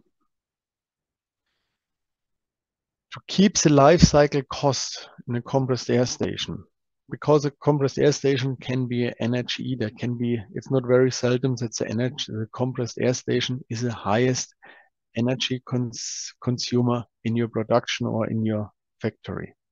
So this means talk with the customer, talk with our client. We will talk with our clients. What are the needs of our clients? Then we will do an analysis, an air demand analysis, in a case of energy saving system. So this means we will measure your station, we will analyze your station, we will make together with the customer a new solution, a new concept. We can simulate this concept completely based on the measurement. Then we provide a complete planning, means planning P&I diagrams, layout diagrams. That's our foundation. Then together with a Sigma Air Manager, with a master controller and the use of a heat recovery system, we can make sure that we keep the life cycle costs of your compressed air station low as possible, and you will have an efficient, reliable compressed air system. If you have further questions, whatever, please contact our partner in Malta, ProEnergy, for further clarification, for explanation, or how we are working, and to show you all our products. So thank you very much. Fantastic. Thanks, Marcel. Yeah. Okay. So thank you and goodbye. We're moving now to Mr. Johannes Rath from Wienerberger. Yeah, hello everybody, and welcome also from my side. We'll start to share my screen.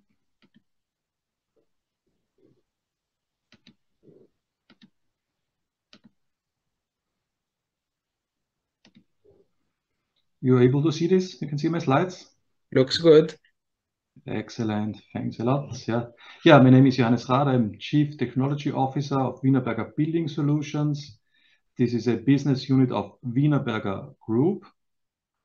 Flip over this one. Yeah, and Wienerberger Group is a leading international supplier of building materials and infrastructure solutions. Was founded in 1819, so more than 200 years of history, and achieved last year a turnover of approximately 5 billion euros. We are focusing on 3 business areas. The first one is the part of building solutions, the building envelope. So it's about roof tiles, facing bricks, clay blocks, and paving solutions.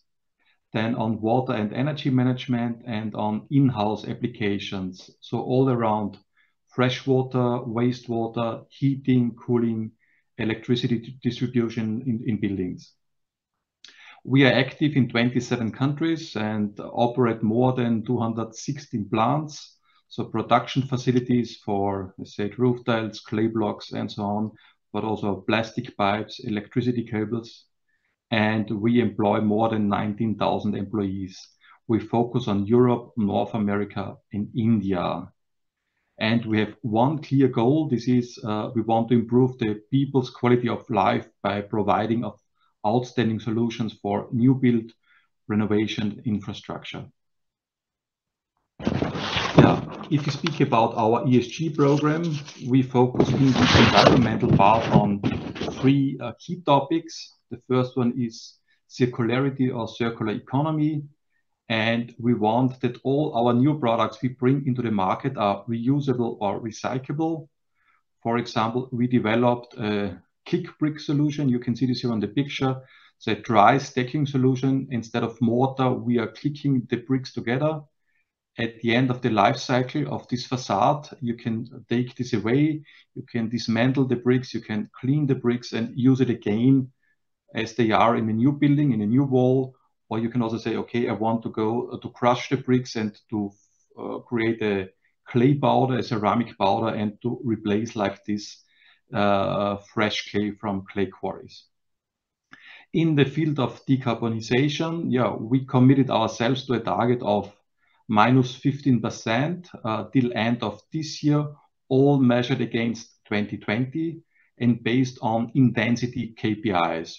So in case of roof tiles, this is, for example, kilogram of CO2 per square meter of roof, or for facing bricks, also kilogram of CO2 carbon footprint per square meter facade.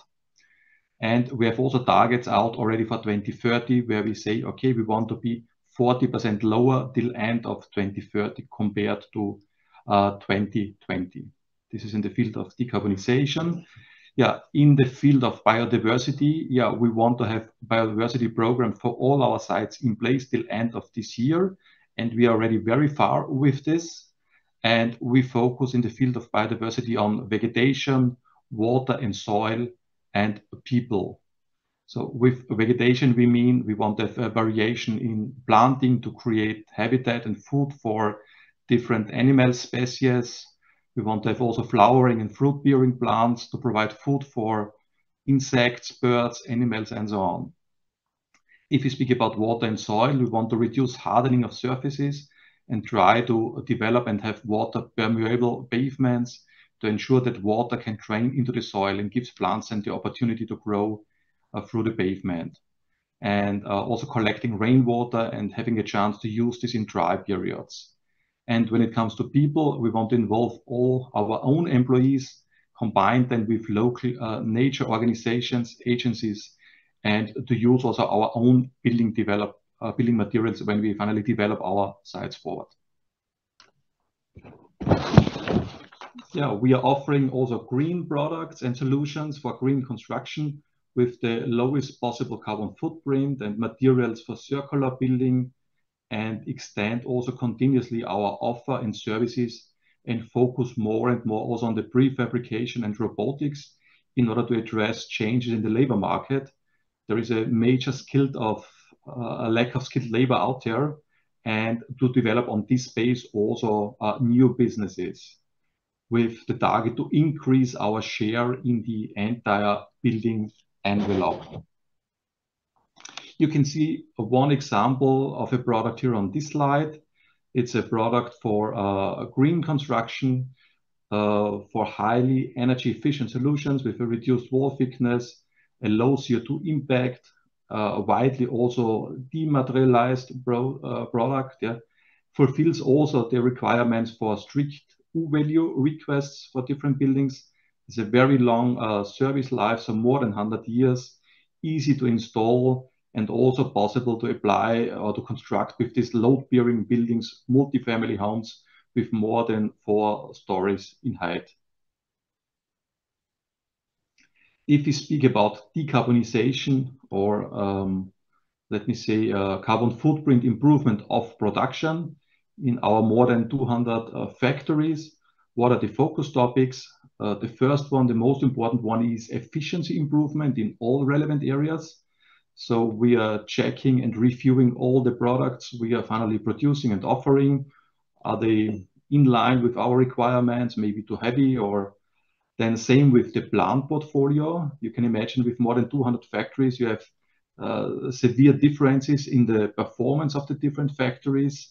So some of them will then phase out, new ones will be constructed also based on new technology in the future, but also continuous improvement, reduction of scrap rates, avoidance of downtimes of production processes, and so on and so forth.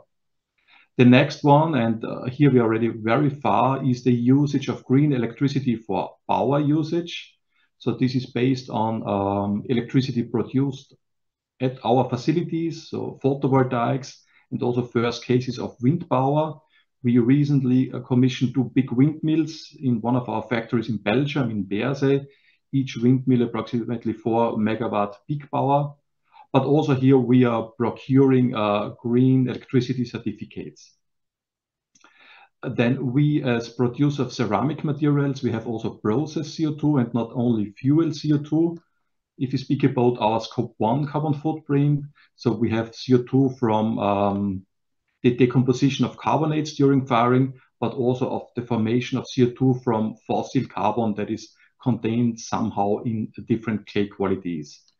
Here we replaced all these fossil additives with biogenic materials. Yeah, here we're also very far already. Continuously try to find low carbonate clays and use more and more recycling materials in order to replace fresh clay consumption. Then the part of new technology is also very important for us in order to make then finally the switch to green energy for thermal usage affordable. And here we focus on heat pump technology. When we speak about the drying of bricks and roof tiles, we've already several such cases implemented. It's functioning very well with a major gain in energy efficiency. Then on high efficiency kilns, so new kiln technology, I will show you then also 2 examples of what we implemented already or what is in progress at the moment, but also retrofitting of existing installations, which means just to make old technology more energy efficient. Then we want to combine this with green energy for thermal usage. So we have a significant demand of thermal energy in our production process because we have to dry and to fire our bricks and roof tiles. And if you speak about green energy for thermal usage, we think mainly in the direction of green electricity, but also in some cases, we think green gas will make sense because it's available and also affordable, which is quite often then also a critical topic. So if you speak about green gas, will come from own investments, but also we have already here certificates procured, and in some European states, it's already quite well developed, and also then finally can be considered in the emission trading system. For example, in Denmark, where we procure high volumes of green gas and can finally consider this also in the ETS reporting. There will be a remaining CO2 emission from our process. We think that this will be somewhere between 10 and 12%. And here we are working on different carbon capture solution and technologies. But there is a lot going on already in this field, also heavily driven by cement industry, for example. So I'm sure then also in the future we can benefit from developments of third parties as well. Yeah, as already said, we need these major efficiency improvements as basis for an affordable switch to green energy, to green fuels. You can switch already today, but it should be also affordable, that you can offer products at interesting prices to the customers. Otherwise, you are out. Yeah, as already said, we implemented already first projects. One of these projects was implemented in Kortemark in Belgium, where we produce ceramic brick slips. As you can see on the pictures here, this is based on a direct pressing technology developed by a company, a supplier from Italy. And here the molds are 3D printed, and you can imitate finally here soft mud brick slips, which are otherwise only produced with a special pressing technology for some of the experts maybe between you. And this is then combined with digital engobing, so digital printing on the surface. You can finally imitate all the different colors and structures that you want on the surface. This is already quite well known from the floor tile industry, and also now applied in our industry more and more. The whole drying and firing process of these ceramic brick slips is happening based on green electricity. And we are consuming, especially here in the kiln, quite low amounts of energy. So we are at least 50% below when it comes to the thermal energy consumption. And this is then also combined with the new pressing technology, a very interesting approach, also on an industrial scale. On top, we also refueled the materials mix and eliminated the process CO2. And in total, we ended at the carbon footprint reduction in the height of minus 98% compared to existing brick slips production. So remaining CO2, only 2% of what is out in the market at the moment. Here you can see a picture of this kiln in Kortemark. It's a pusher plate kiln on the left side on the picture visible, approximately 50 meters long. On the right side, you can see all the handling equipment based on robotics to stack then the dry products on the firing trays, to unstack, to pack, and so on and so forth. Here are some examples of the products that are produced on this production line. So different colors in very nice structures. And I say it's a copy of soft mud. It's an imitate of soft mud bricks, finally brick slips. Another project that is already in implementation as well is from Austria in the location Uttendorf, Plant Uttendorf, where we finally convert a clay block production line with approximately 300 tons per day production output to a low carbon footprint production line. So we will take here approximately 90% of the CO2 out. And you can see here some typical products of this production line. So we, under the brand Boroderm, for inner walls, for outer walls in different thicknesses. And the carbon footprint here was approximately 8,000 tons. This was last year. This year, the plant is already stopped now. The old kiln dismantled and the construction works are ongoing. And here we will invest also in a new compression heat pump. You can see the picture here. It's from Sabro. It's a Danish supplier that will be installed. So 3 units in parallel, and then also new kiln technology. So together with a supplier from Germany, a high efficiency kiln finally. And in total, we will reduce energy consumption by approximately 50% compared to what we had in the past. So considering this major improvement in energy efficiency, the impact of this extra cost for the green fuel, in this case will be all green electricity, is quite limited and still affordable. Yeah. Project, as already said, is in implementation. We are now in this demolition phase and construction for the new equipment, and will commission the whole installation then somewhere mid of next year. Carbon footprint improvement approximately 90% compared to what we had in the past. So this is focused on both on fuel and process CO2. Yeah, these were two examples I wanted to share at the end, and if you have any questions, so please ask me, and hope it was interesting to you. Definitely. Thank you, Johannes Rath. We're on a long road to make our construction industry more sustainable. So seeing the technology that you put into your processes as a manufacturer of construction materials is extremely relevant and interesting for Malta. You're welcome. Yeah. Thank you. Any questions, as always, they can be put into the chat. We'll now look to our last two presentations of local best practices, see what Maltese industry has been doing to be leaders in sustainability, starting with Olaf Zara of Tolly. Okay, let me share my screen. So, good morning. My name is Olaf Zara. I'm the Chief Technical and Sustainability Officer for Tolly Products. Basically, I will be sharing with you today some part of our journey towards sustainability.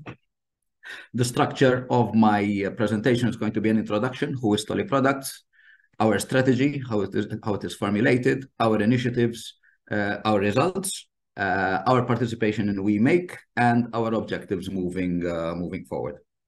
So let's start off with who we are. Basically, Tolly Products is a supplier of luxury packaging to the beauty industry. We actually supply 23 out of the top 30 beauty brands in the world. Some of our customers are Christian Dior, Estée Lauder, Guerlain, Clarins, all names you will know. The group is headquartered in Malta. So here in Malta, we have both a factory and our corporate headquarters. And we also have manufacturing facilities in Malta, China, and Korea, plus sales representation in the US, UK, France, Belgium, Hong Kong, Malta, and Korea. I would like to add at this point in time that our sustainability initiatives are all being driven centrally out of Malta. In Malta, which is the focus of this presentation, we have a vertically integrated factory where we have injection molding, decoration, and assembly capabilities. So our strategy basically is based upon three pillars. The first one is the product, and this is all about development of new, more sustainable materials, and also designing for sustainability, so designing for recyclability, the materialization, etc., etc., etc. The second part is the people. Basically, educating our workforce is a key part to us having a feasible sustainability strategy towards deploying it and maintaining it. But the focus of this presentation is process. This is where we are investing in energy efficient technologies to reduce greenhouse gas emissions. You will all know that basically when we're measuring our carbon footprint, we measure scopes 1, 2, and 3. Scope 1 is direct emissions from fuel combustion. Scope 3 is probably the most complicated one, although not the focus of this particular presentation, although I will touch on it at the end. But this is basically our value chain, upstream and downstream. And Scope 2 is basically the indirect emissions, which is basically the electricity we consume, the emissions related to that.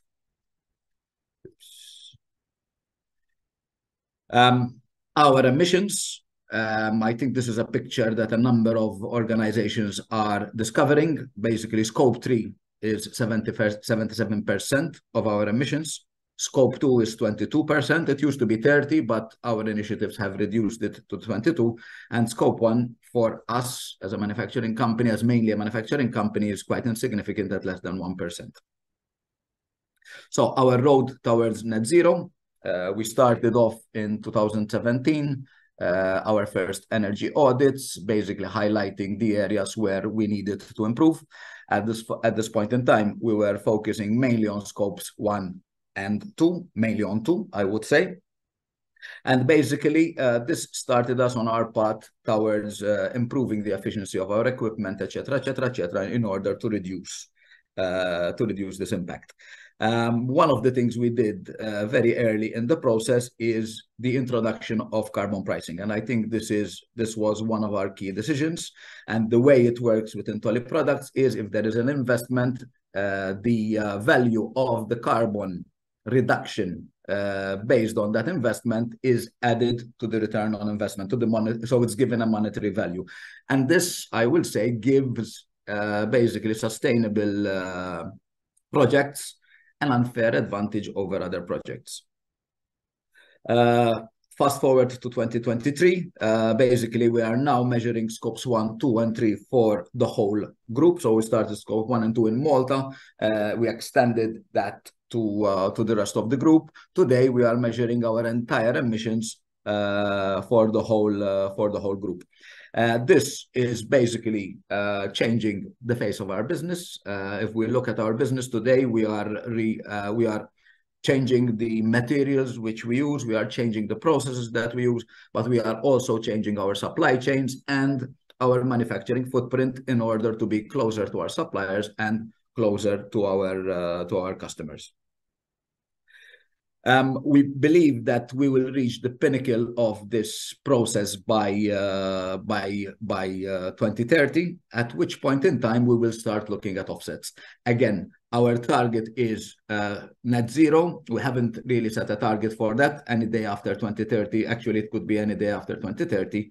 But our idea is to invest in capture technologies or offset technologies rather than buy carbon credits, in order to offset any remaining emissions which we may have at that point in time.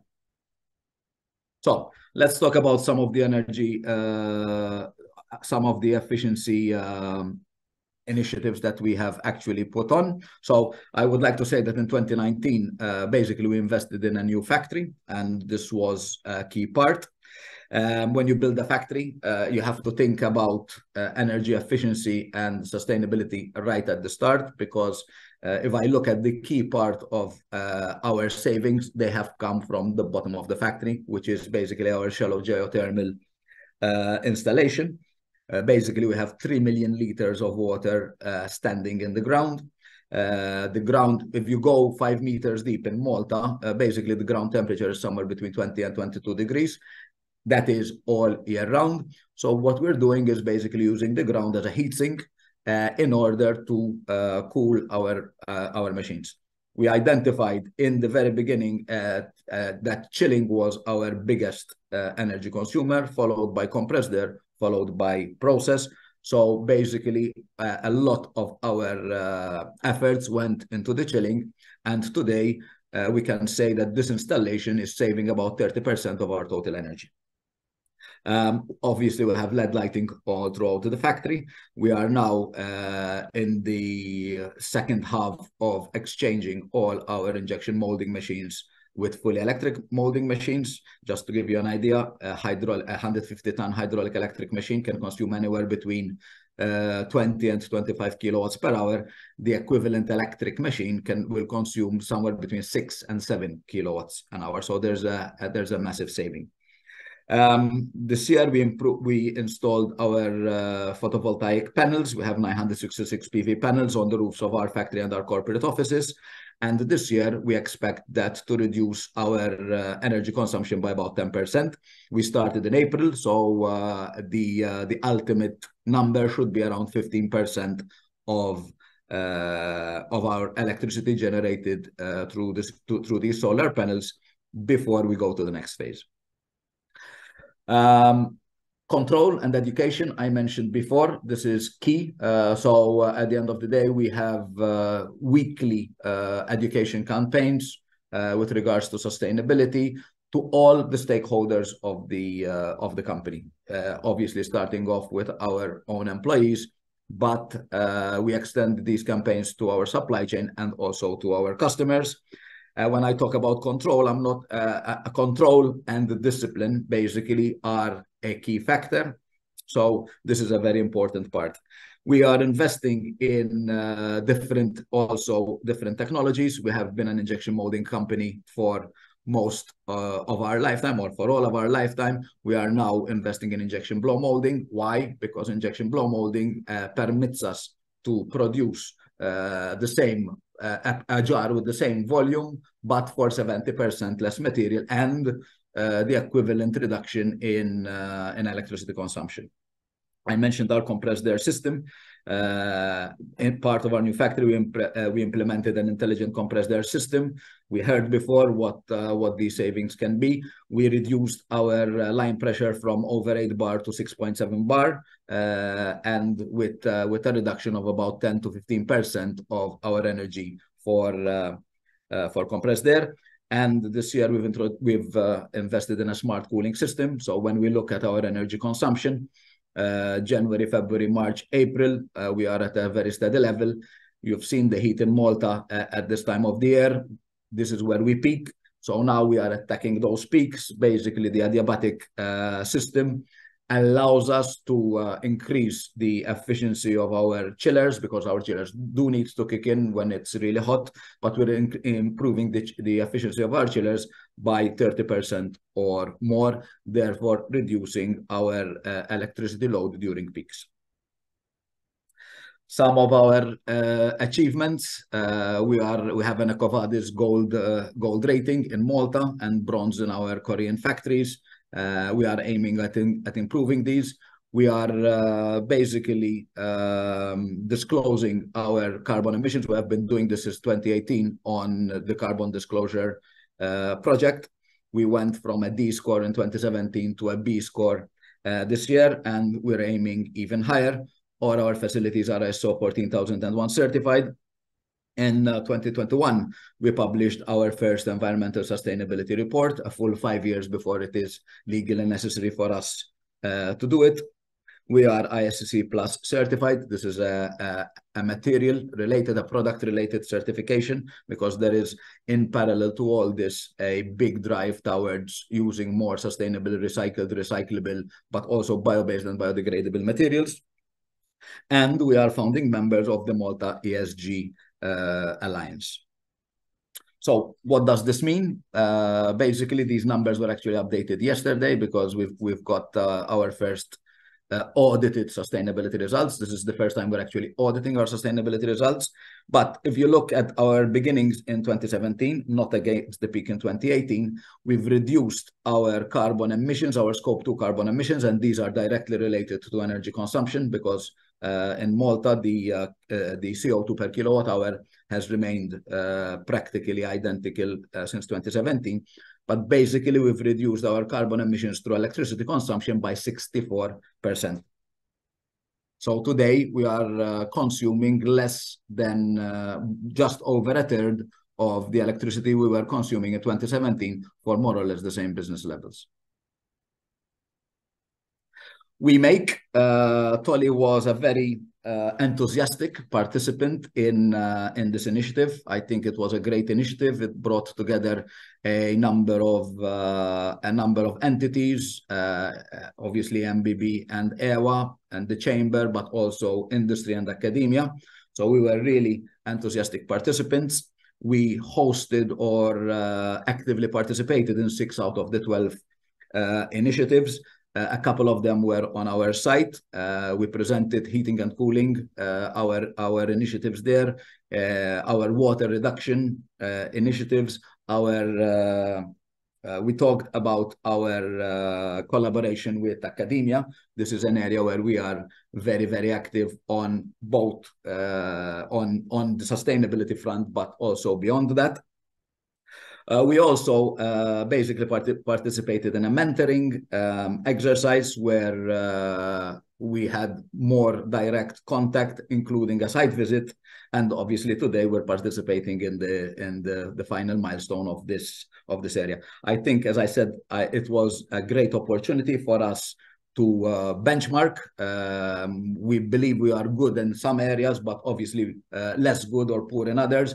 And this basically has allowed us to really benchmark best practice, but also to share our experiences over these last few years with companies in a similar situation.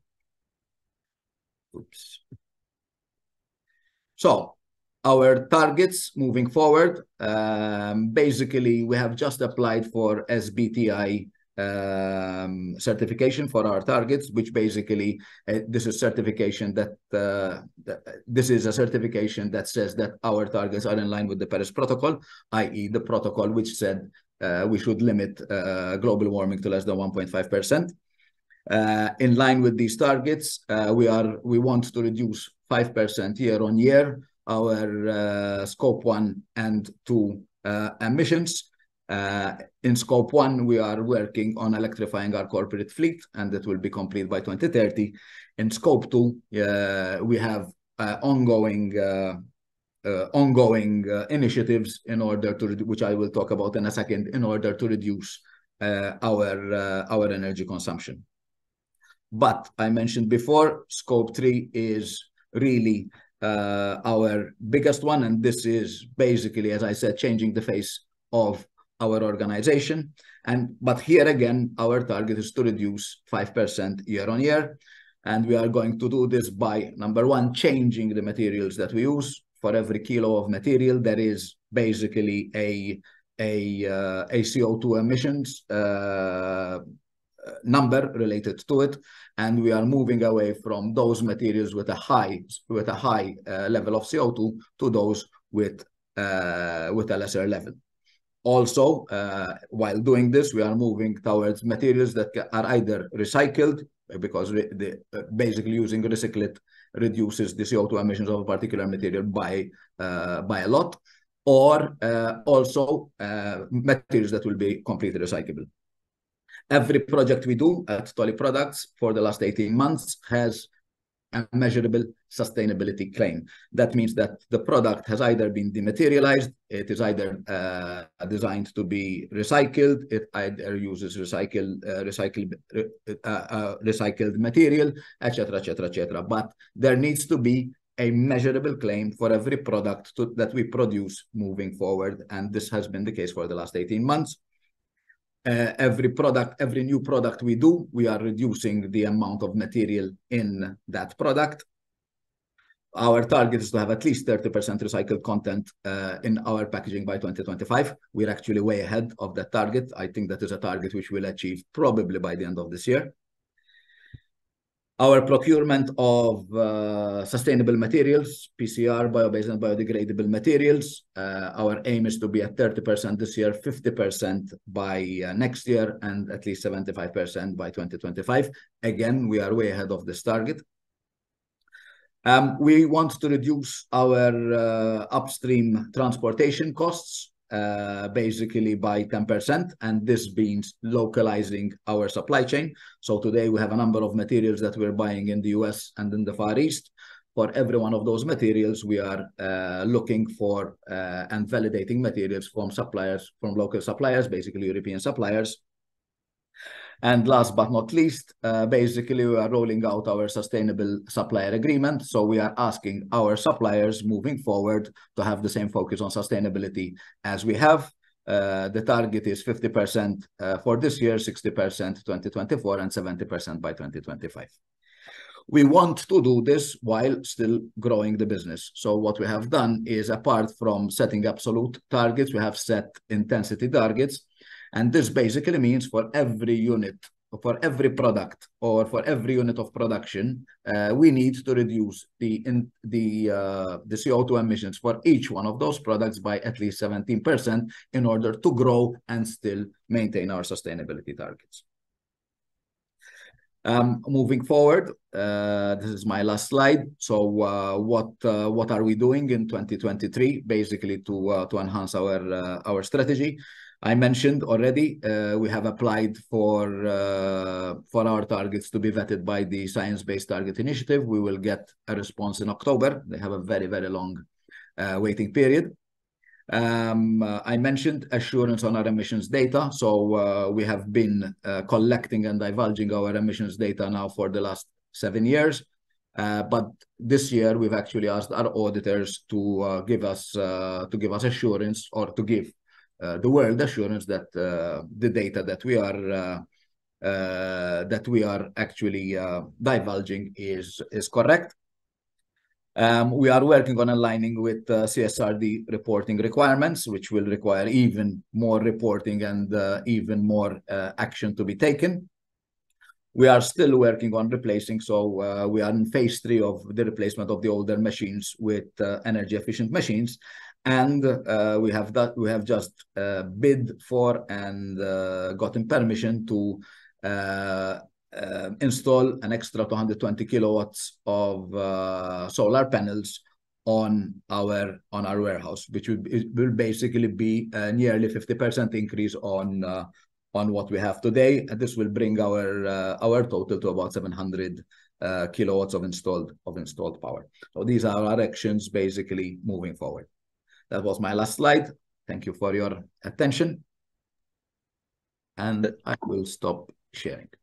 Thank you, Olaf. There's one question for you from the audience. Sure. When you say carbon emissions, do you mean just the operational carbon or the embedded carbon, i.e. through the life cycle of products from its raw to installation, operation, and throwaway? The part that we do not measure is the use of our product, because that is a very difficult that is a very difficult thing to do, because at the end of the day, if you look at our supply chain, there is the material supplier, there is us, there is the brand, there is the distributor, and then the consumer, and it can be anywhere in the world. So we do not measure the use part, but we measure everything else. So from cradle to gate, apart from the use part, which should not have a significant impact, honestly, because our products are very light. They are a light product, so we're measuring end of life. So at the end of the day, we think we're covering 99% of it. Okay, thank you very much, Olaf. Now, last but definitely not least, Mr. Neville Grima from Trelleborg. Okay, thanks, Tim. I will share my presentation.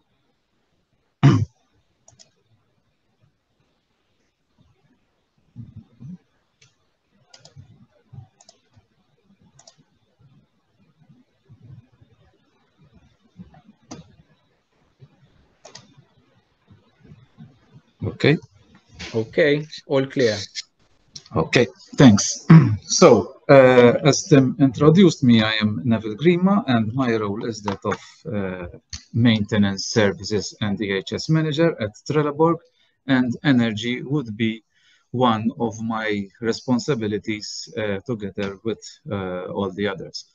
Lately, it has become much more important in our group. Now, a brief introduction to our company. Basically, it forms part of the Trelleborg Group, which is a Swedish multinational group, and we form a part of the Sealing Solutions division, which is the largest division in the group.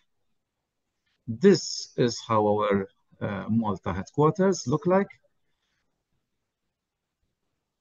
And we have a quite rich history here in Malta. It's over 60 years.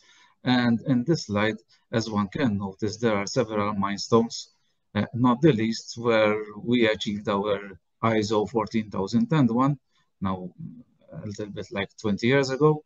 And now we have moved forward also with 45001 and other milestones to date. Some statistics about our company. We are around 500 employees and have around 26,000 meters square of floor space. Most important, we have around 180 molding machines, which going forward in this presentation, I will speak more of later on. Our customer-based map, a lot of customers that we have, maybe you all heard of them, like ABB and Bosch, but we have a very large variety of customers, especially nowadays that we have been diversifying our products. Speaking of that, this is a slide which shows our products and how it grew.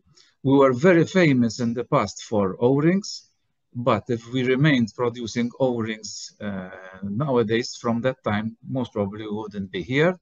So we had to diversify. And nowadays we have a lot of engineered molded parts, micro parts, and also we have introduced the multi-component parts where plastic is being introduced to our commonly known rubber products. Now let's speak about our energy management of the company. And here it shows a little bit the start of this journey way back in 2007, 2008, whereby we can see that the blue line has grown, and that is the company turnover, while the red line, I would say, if you draw a line, which is a trend line, apart from the two crises that we have had in the world in 2009 and 2019, it would be basically a straight line. This does not mean that we didn't do any progress. As one can see, the company has grown in that time, but the effect of business going out and others coming in, we will later on see how this was a huge gain in terms of energy efficiency when it is compared to our activity. So, the largest energy consumers at TSS Malta, who are they? First of all, it is our plant equipment, refrigeration equipment, material mixers, and hydraulic equipment. To get a little bit more into detail of each, when we refer to main plant equipment, we have, for example, extraction systems from which we extract heat and fumes out of our presses and ovens. Air compressors, we have a total installed power of 727 kilowatts in terms of compressed air equipment. And we have also a lot of pumping stations, mainly each of them would be 22 kilowatt pumps each, and these work for 24 hours. Refrigeration equipment, and as my colleague before me stated, at this time of the year, it would be quite under stress. We have 9 water chillers, 8 rooftop packaged units, which we use to cool a little bit our shop floors, where we provide a cool stream of air on our employees. One has to mind that producing rubber is very hot. So our shop floors operate in very hot environment. Our molding takes place at 200 degrees, on the contrary of plastics, where one needs to chill to achieve curing. However, rubber, we need to heat to achieve curing. And then we would also have multiple AC systems like VRVs and split units type, and these would cool our offices and cool our inspection areas. Then we have our material mixing equipment. Basically, we have 2 large lines, our main lines. One is a 375 kilowatt mixer, which we use for colored materials. And the other one would be a black line, which is a 350 kilowatt mixer. And then we would have other several open mills to complement that. Then we have over 180 hydraulic machines. These are divided into nearly 100 injection machines and 85 compression machines. And then we have a small amount also of hydraulic powered preformers, which basically extrude the material, but through hydraulic action. Okay, so now to see how we manage to control all this. And first of all, we have an electronic monitoring system. This has been launched nowadays in all Trelleborg sites, and it is now being controlled through our central Internet of Things department. Malta was, I think, one of the very first who adopted this concept, and we were also provided as an example to our colleagues abroad. And apart from this electronic monitoring system, we also, as most probably all of us do, manually log our metered points and compare month after month. A little bit of more information about our monitoring system. It is very versatile. In fact, we can go back and search historics in it. We can download any data to crunch in XLS format. It is Power BI based, so any viewing options are quite editable. And our future plans are to monitor each piece of equipment individually. At the moment, we monitor strategic points in our plant, but we have in mind to monitor each machine individually in the coming years. Group involvement, energy management forms part of the sustainability program of TSS Malta. The group has a target of achieving 50% of emissions reduction by 2025, and therefore it has a program called 50 by 25. We have also an initiative called Energy Excellence, whereby it is part of our manufacturing excellence initiative.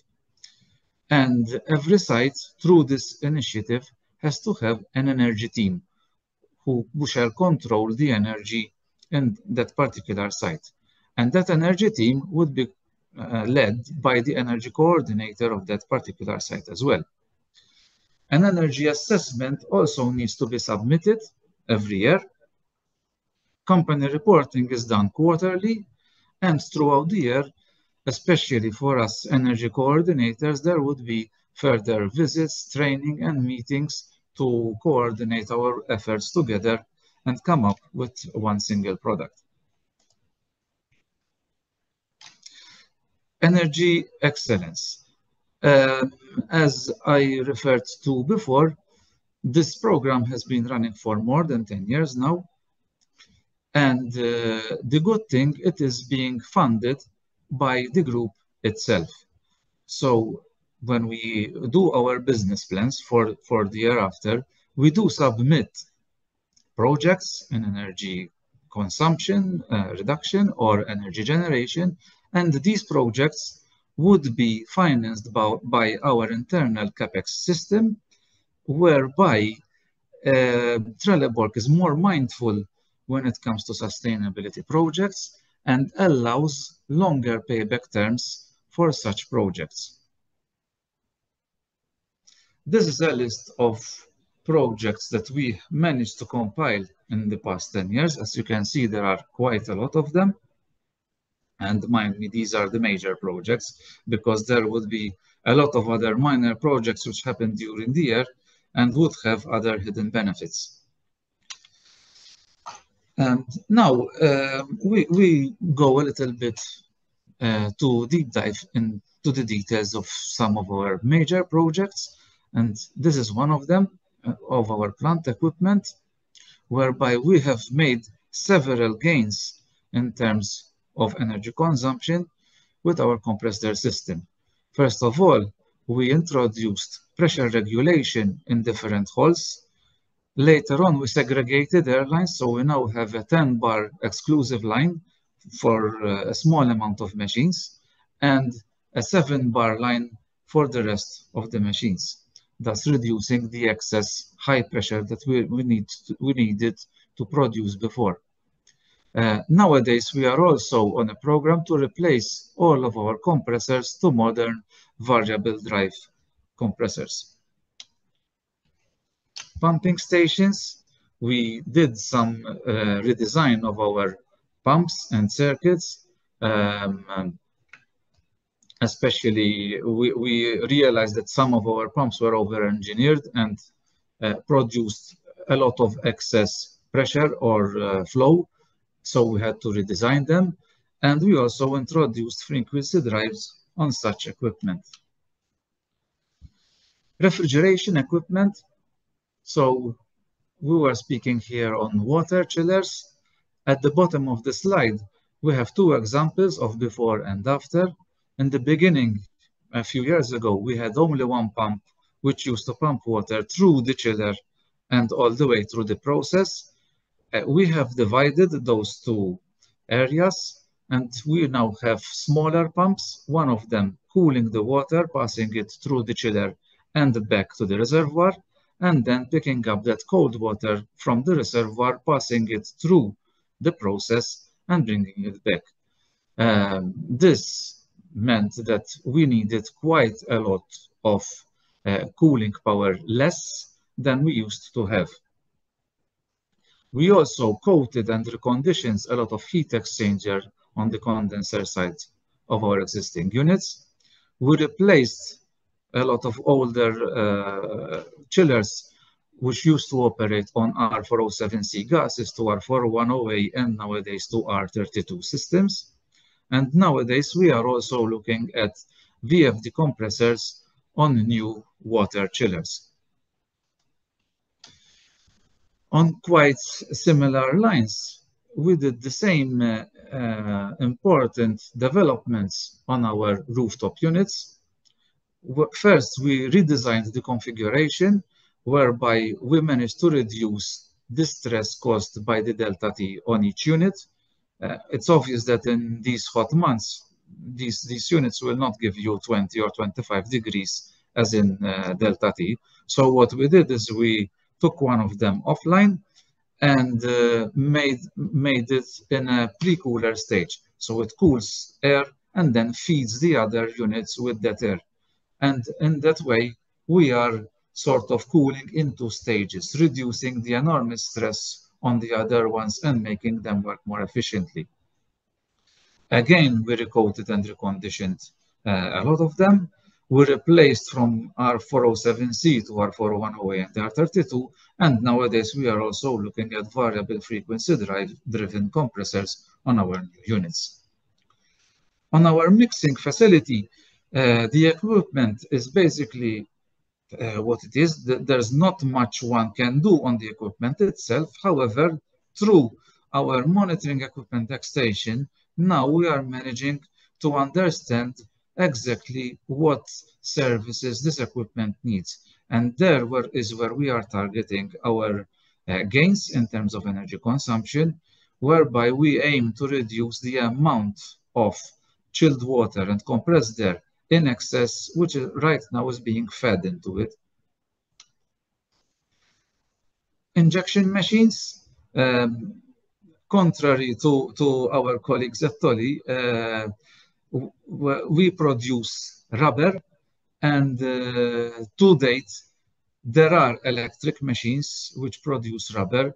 However, to produce rubber, much more pressure is needed, and we haven't found that sweet spot as yet. So we did a lot of work on our hydraulic existing machines, whereby our old units we have fit a variable frequency drive on their hydraulic pumps, so that we reduce the motor power according to the movements being demanded by the machine. When purchasing new machines nowadays, we are purchasing new machines with servo motors, and basically they only produce power just only where needed, and they are very, very efficient. Basically, they consume only on the heating side. Another development which we did was on the compression machines, whereby we installed start-stop drives, mainly a soft starter, and switched off the main motor when the machine is closed or fully open. That is when it is not demanding any movements. this reduced by more than 50% of the hydraulic power demand on each machine.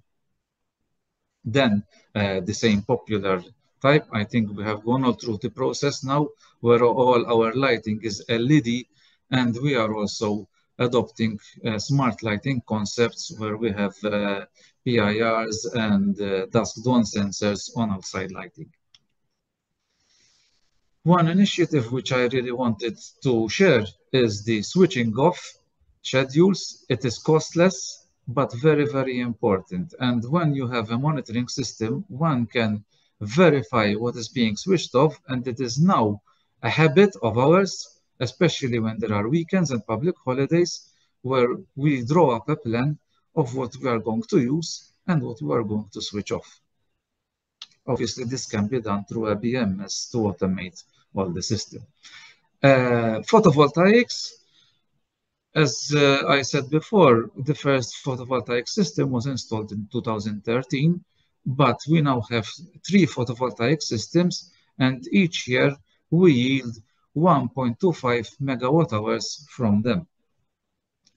Hopefully, in the next years, we are going also to have a new building, and on top of that, we will have another PV system installed. Not quite on electricity, but I know this is interesting as well.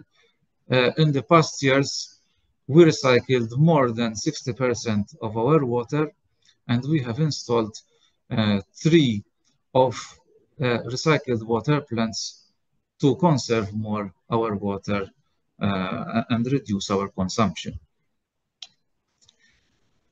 In the end, this was the result of all our efforts. The journey started in 2011. The dotted line that you are seeing is representing each year the amount of energy gained, the yield of these initiatives, while this solid line is the cumulative effect of all these initiatives. That means that the cumulative line and the top of it has a value of more than 7 gigawatt hours.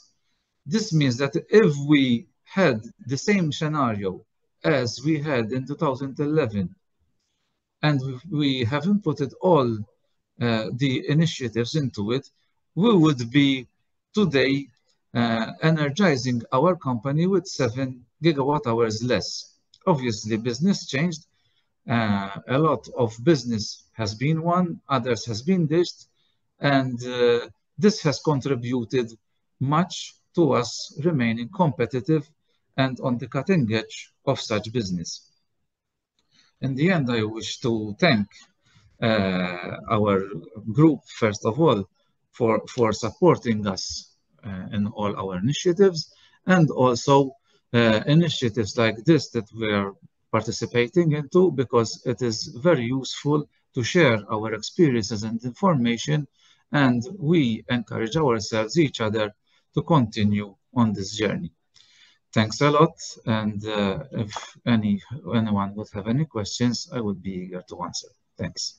Thank you, Neville, for the excellent presentation. We do have a question from Dr. Engineer Paul Vasallo. If you require chilled water in winter, have you tried free cooling, whereby the compress is bypassed to cool the hot gas by ambient? No, not yet. However, we are currently building a new site just adjacent to our site, and we are exploring that option. And hopefully, if it is successful, we shall adopt the same strategy on our existing compressors and chillers, basically to take heat out of them and reuse it in useful areas. Excellent. Thanks, Neville. I'm glad that we got to have 2 Maltese perspectives to show that, as always, Malta can punch above its weight. All right. That concludes the presentations for today. I am going to hand over now for some closing words to Engineer Ruben Koshkeri and Mr. Joe Tanti. And in light of tomorrow's event, I would just like to point out that we'll be starting with some best practice companies tomorrow morning, and then closing with a financing roundtable to tie everything together. Over to our closing speakers.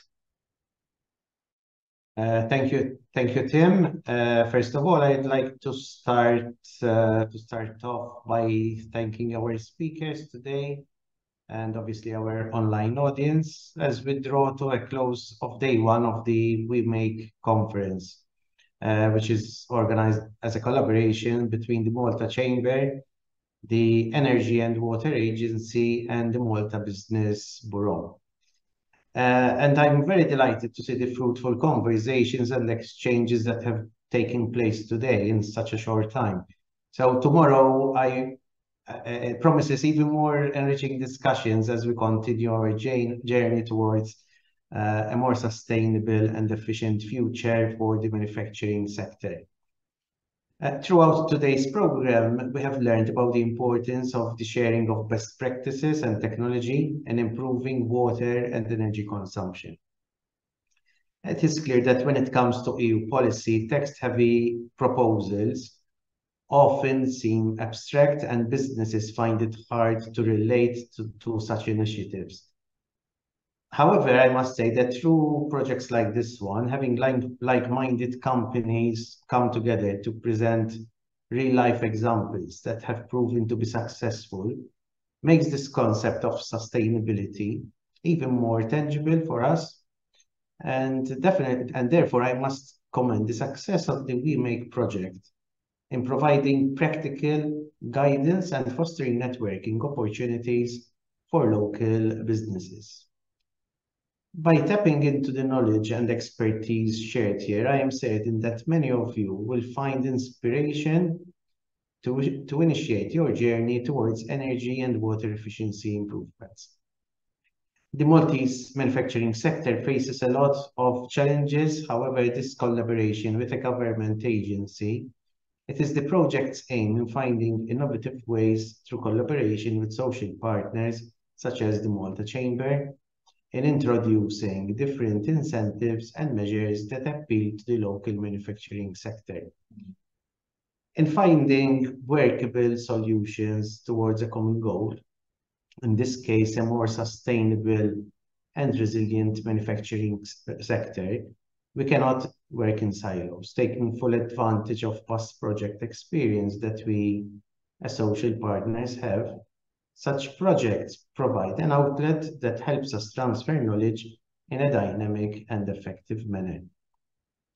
Our climate change reality, which I think all of us, especially in Europe, are experiencing during these days, and has something which is definitely undeniable now, even for the man industry, is a clear indication that the time to be proactive and embrace any opportunity to invest in clean, smart, and sustainable modes of operation is now.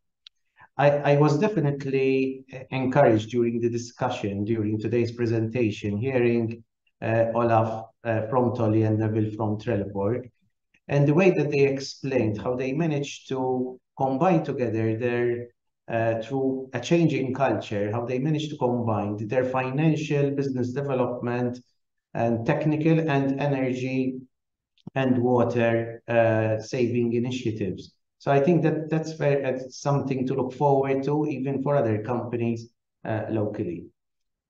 So in conclusion, as we look forward to day 2 of this conference, I obviously urge all participants to make the most of the informative resources available on the We Make project page, including recordings of the webinars, including the one of today, which I'm sure Tim will be coordinating, including any presentations that have been shared.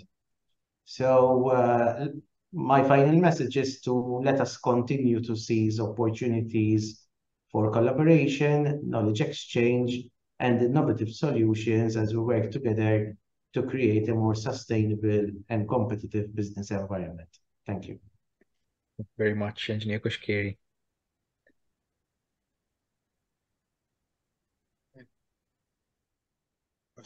So, good afternoon, everyone.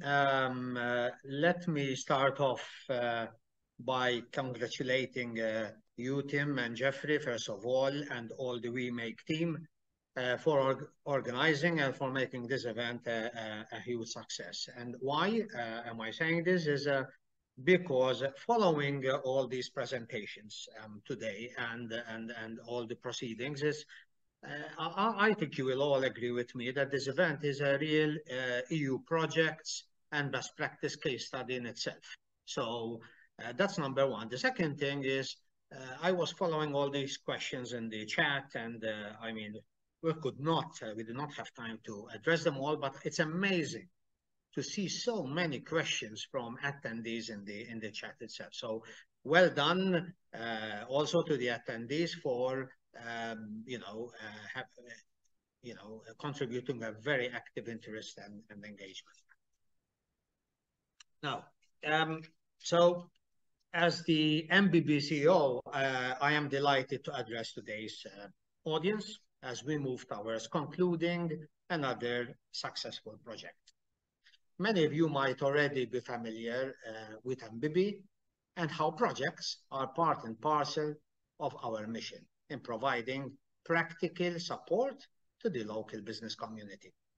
WeMake was definitely an interesting project for us as we had the opportunity to collaborate with our partners in providing practical solutions to the local manufacturing sector, as well as make the most of the networking element of this project that brought together so many like-minded entrepreneurs and businesses. As I have just alluded to, the project included elements of collaboration and networking. Its success stems from the fact that local and now through this two-day event, foreign businesses were able to come together and share best practices. Beyond the discussion on how businesses can improve their conservation of energy and water, such a project also provides a platform for entrepreneurs with a forward-looking mindset to come together and get the most of such a networking opportunity. Whilst I thank our excellent speakers and panelists for this online fair, I do also encourage today's audience to take full advantage of the resources that have been created throughout this project by visiting the WeMake project page, where one can find a timeline with all the recordings of the informative webinars that were held over the past 2 years. The informative webinars provide practical information such as the available energy and water funds and how best to apply to them. I hope that today's program, which focused on policy and project updates, international EU-funded initiatives, and the integration of best practices and technology, was pertinent and engaging for our local companies. As local manufacturing companies strive to enhance water and energy consumption, tapping into these resources can be a game changer.